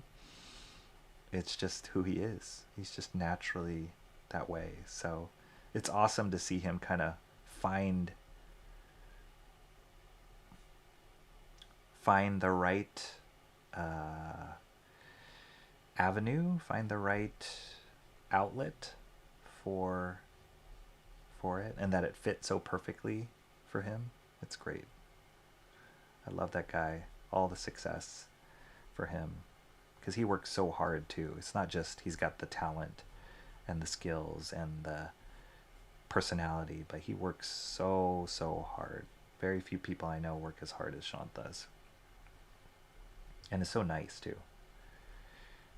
You can tell him I'm saying all this, and then I'm gonna poo-poo talk him on behind the scenes, but you can tell him all the love from Rocky. I would not be doing this right now if it weren't for Shanth encouraging me to try it. So I give him a lot of credit. He's also a jerk. Oh, man.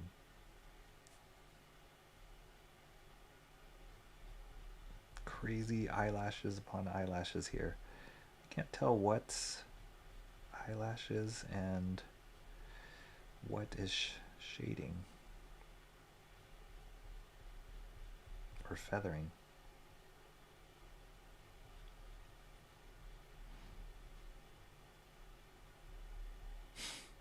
These eyelashes are crazy.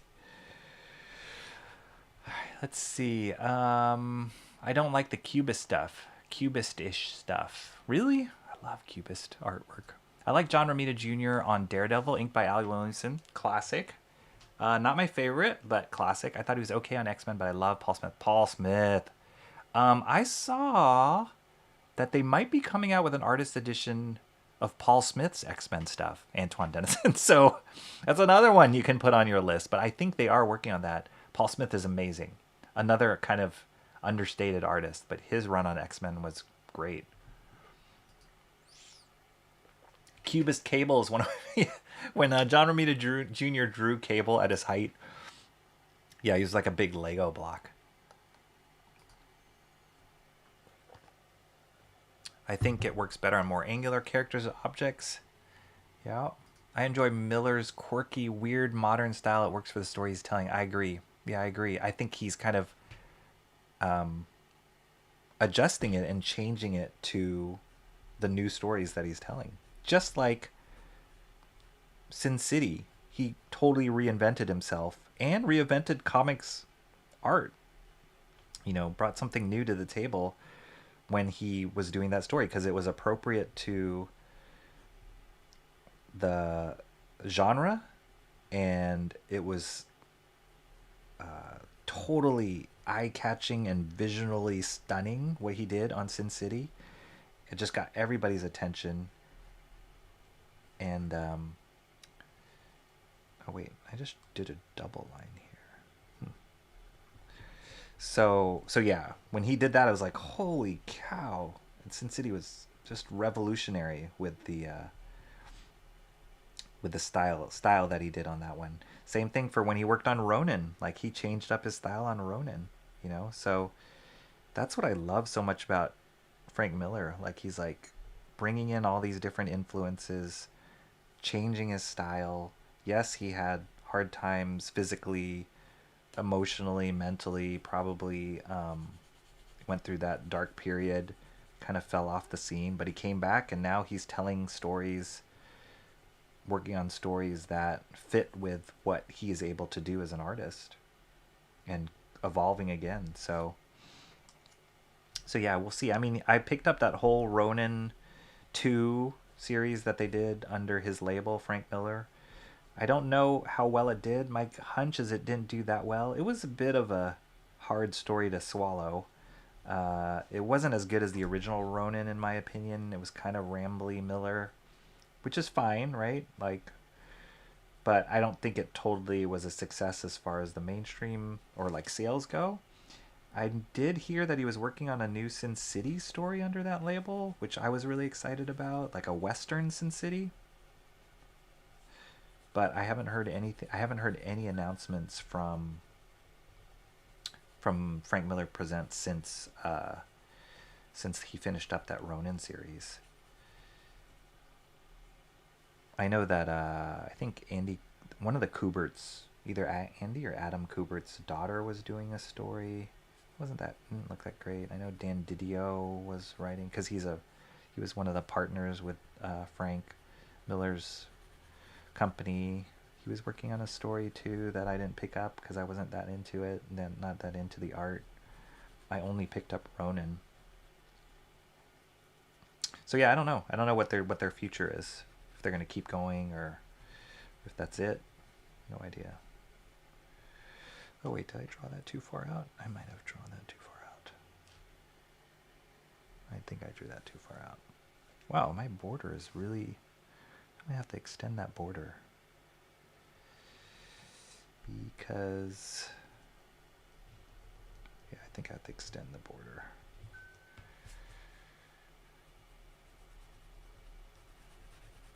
Alright, almost done with that. This was a pretty fast panel.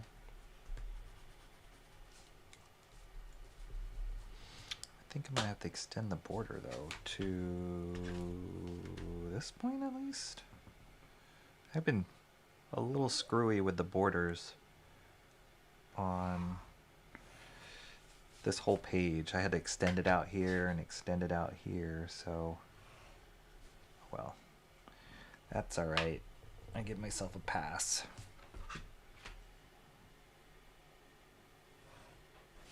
So let's extend this one out here. Almost there.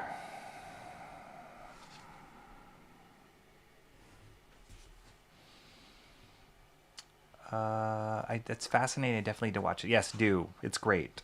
There's a new documentary guys coming out on, I believe, Amazon Prime. The Mike Mignola documentary is supposed to be coming out. That one looks great. So yeah, that would be another one that I'm going to check out. Another guy whose style has, I mean, I would say that I don't know if Mike Mignola's style has evolved within the last 10 years. He pretty much just hit the pinnacle Mike Mignola, and now he's just, everything he touches is perfection of Mike Mignola perfection. And but his style did evolve over time before he hit that Hellboy sweet spot. Like I won't pull it out now because that'll be a whole other thing, but I have like his Cosmic Odyssey that he did. I have quite a bit of older Mignola stuff. Yeah, he'd be a great one to look at on another stream. Fafhrd the Grey Mouser, Iron Wolf, his Dracula was amazing, and he had different inkers that he was working at the time before he was inking his own stuff. Then I have a artisan edition of his Hellboy in Hell. So yeah, he'd be another one. And so he definitely hit an evolution on his style and pared it down to like perfect Mignola, but I don't think he's necessarily evolved more. He's just like resting in that perfection now, which is amazing. Totally cheating, extending this out, but oh well. Probably needed to be extended out anyway. It's probably too jammed in that corner.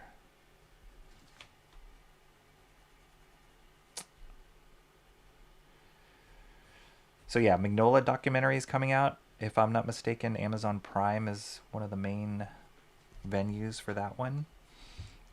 There was a Rocketeer documentary that was on Kickstarter. I didn't back it, but I think that might be streaming somewhere. There's a few comic book documentaries out there. It totally looks like he's got a turkey on his lap. Boom, boom, boom, boom, boom. All right. Are we done? Did we finish? Is anybody still here? Okay. Let me fold this out. Move this over. I'm going to let this sit for a second. I will catch up in chat and then we'll see where we're at. I didn't know Frank Miller had a stroke or substance. Yeah, he did. Badly. And at one point he disappeared from the scene. And then he'd made appearances at like cons and he looked really frail and like hunched over. I thought he was going to die, to be honest. I thought he had like cancer, but I think it was just substance abuse. And he was kind of recovering from that. It's like cruise control, painting while chatting and streaming. It's an incredible skill. We're talking about Shanth. Yeah, I can't imagine, like, I'm just getting comfortable with drawing and inking on stream, but painting, like when you're like thinking about color, oh my gosh, I don't know how he does that. Just looking at Frank, he always had a crackhead look. Not always, but there was a huge jump. Between where he looked like healthy Frank. He was basically upright to like hunched over Frank. It was a huge jump. He like looked like he aged 20 years. Shanth is skilled. Sin City rocked. Sin City is amazing. John shows up in 5, 4, 3, 2, 1. Where is John? What other streams happening? All but FNT ended from the streams I was watching. God Logic is on debating Muslims. John watches FNT. I know he helped directly on the Sin City movies. He did. So they talk about that in the documentary. The big thing with that one is Robert Rodriguez, who was the director on Sin City movies, or co-director, I should say. And he's known for one of my favorites. I mean, I have his book. I'll tell a story another time, but I actually got to meet Robert Rodriguez and pitch a project to him. But this is Robert Rodriguez, Rebel Without a Crew. This is a great book. But director of El Mariachi, Once Upon a Time in Mexico, Desperado, all amazing action movies, Mexican action movies. But I just love his independent spirit. And I think that's what connected me to his work early on as a film student. So Robert Rodriguez wanted to do Sin City, and he talked to Frank Miller about it, worked with him, I think did a pitch, it's like short film, which was the first story in the original Sin City film with, what's the name of that actor? Josh Hart? Is that actor? I don't know who the girl was, but it's like a short film that starts off Sin City, the first Sin City. And he did that as a proof of concept to show Frank Miller, like, hey, I can do this. I can make it look just like your graphic novel. And I can do this all in Austin, Texas, where he built his own studio outside of the Hollywood system. And then Frank Miller, he got on board. And he was like, yeah, cool, let's do it. And Robert Rodriguez wanted Frank Miller to be a director on it. But because Frank Miller wasn't part of the DGA, there's all these like Hollywood politics. So then I think he ended up like giving up his title of director. Anyway, he sacrificed whatever it was, credit, Robert Rodriguez did, just so Frank Miller could be placed as co-director on the film. So all the respect to Frank Miller and Robert Rodriguez for doing that. So yeah, he was directly involved in Sin City movies.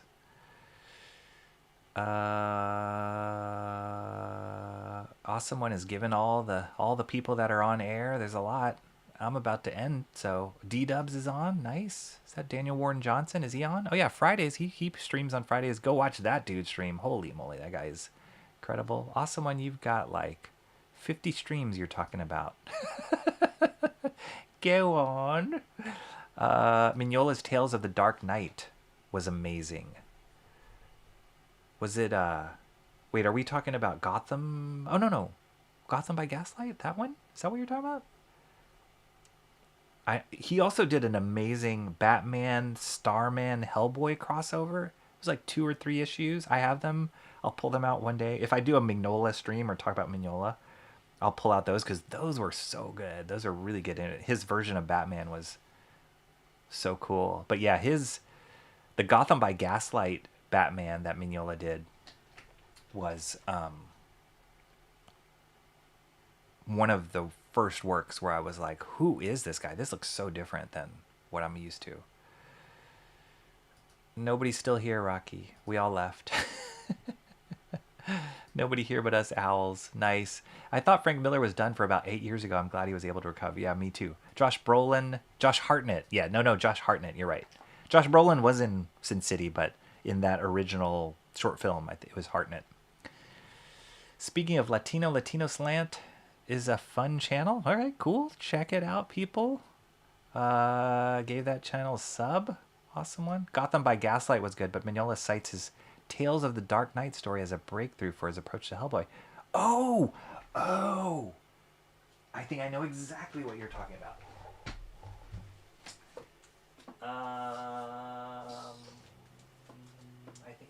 Oh no. No, I know. Where is that? I think I know exactly what you're talking about. Where is that?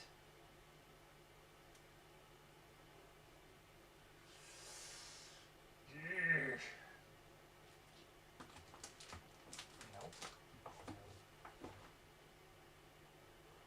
I know I have that. And I know I have kept that one here. I know I didn't pack that one away.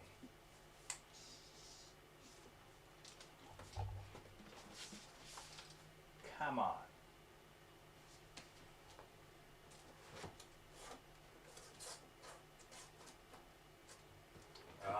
I gotta like reorganize my stuff.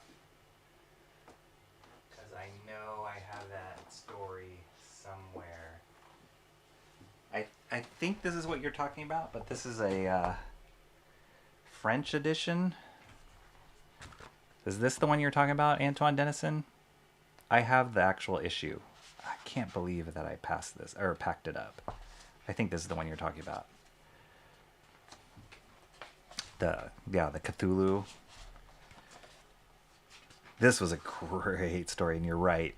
Totally influenced Hellboy. Yeah, this, and I'd say like Dracula, his movie version of Dracula was great. He also did a great Alien story. Oh, look at that drawing. He did a great Alien story I have, which I do have here. And this one, have you seen this? Alien Salvation, inked by Kevin Nolan.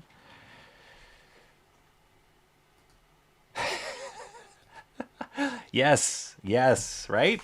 Black and white. When I found out they did this, the French version, black and white. And then also included in it, get this, is the Gotham by Gaslight.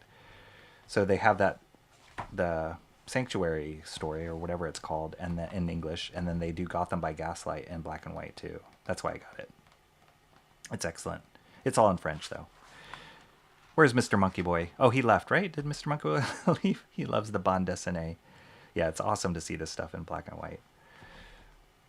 Oh, you have the black and white oversized. Oh, gosh. That's on my list. Have you seen this, though? The Alien Salvation? I'll flip through this. And this? His X-Force? So many people hated him for this because they wanted Rob Liefeld, right? And he did a fill-in issue. But it's really awesome. It's actually the best looking X-Force. I don't know if you've seen this, Antoine, but it's amazing. As you can imagine, Mike Mignola and Kevin Nolan, and then I want to say Dave Stewart on colors, but I could be wrong. Oh no, Matt Hollingsworth, another one that's worked with him on Hellboy.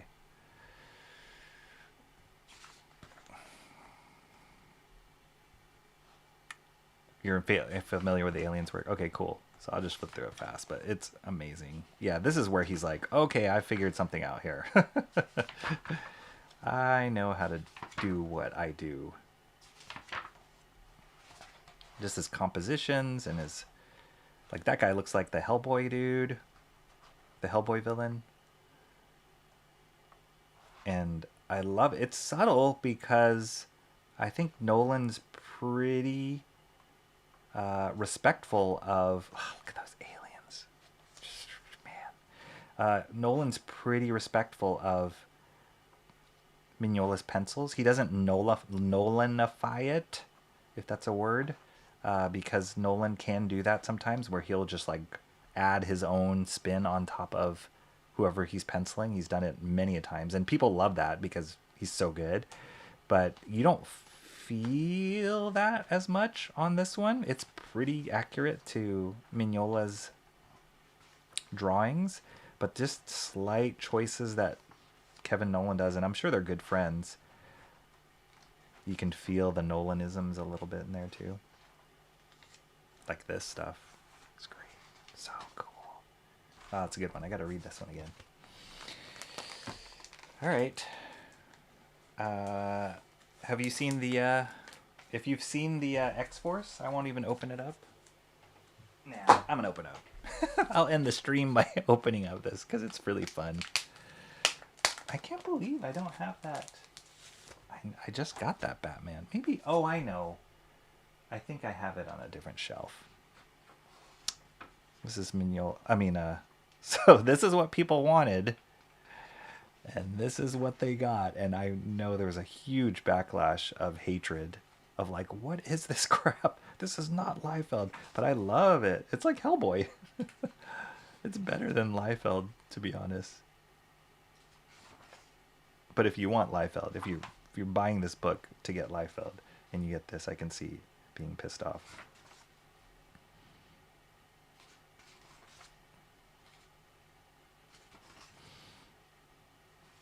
It's awesome.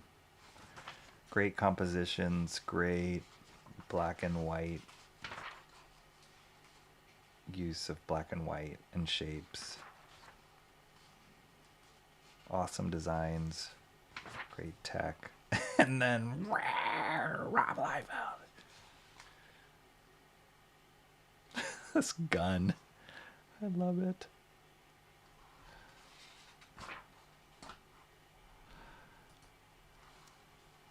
I have indeed seen that issue of X-Force. I find it interesting they put me on. It was a total mismatch, but nobody knew how good they had it.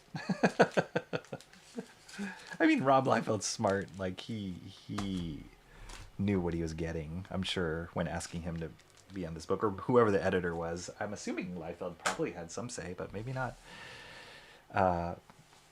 But yeah, I think it was just so different from Liefeld and the aura of what comics were popular at the time. But little do they know that that guy was going to go on to create Hellboy and blow away the rest of the independent world. All right, here we are, guys. I think we got it. We finally hit finished pencils. You guys were all here to witness that. I can tighten up just a little bit here, but I'll do that later. But here we are. We finally did it. It took a lot longer than... Well, no, I was anticipating it would take this long. I just knew this page was going to be a lot harder, but man, oh man, is it exciting to get to the inking part, which I'm going to have to do the whole process, scan it in, print it out on Bristol, and then start inking. Next week is going to be a little tricky for me. I think if I do stream, because like I said, there's a lot going on for us as a family. There might be some travel involved. So if I do stream next week, it might be later in the week. I don't even know if I'll be able to get to Wednesday. I doubt it. So yeah, stay tuned. I'll keep you guys updated on my community tab for sure, and on X, of when I might start. But next stage is inks. I'm glad I hit this page. I mean, I'm glad we finished the pencil pages at least, and you guys know what to expect. But there we are. There we go. Will Eisner is on the docket, ready to go. And this inking process, I'm gonna print out a few versions of the pencils just in case I screw it up, because I have a feeling I'm going to. This is gonna be hard, but it's okay. We'll get through it. It'll be fun, and it'll be really fun to see it done too. So excited to get that to that point. But this will probably be another couple weeks, I think, before we get this whole page done. And I already have in mind the next artist, so that's exciting as well. And I think you guys will be happy about that, I think. Awesome One says, that is amazing art. Nice. Awesome One. I hope you're not joking, but it is X-Force issue 8, if you're interested in it. Who would have known with this cover that inside was Hellboy lurking in an X-Force costume? Old school Cable, that's right. This style is what I'm used to. I do remember this one. Michael Golden was art director at Marvel. He said that Rob Liefeld's guns look like a cracker box with 2 donuts on the end. Not gonna lie, he was totally right. I love me Michael Golden, and I can't imagine him really liking Rob Liefeld and his success based on Michael Golden's artwork. So hopefully he wasn't too mean about it, because I do love Rob Liefeld. I really do. I think he's a smart guy. I think he was talented.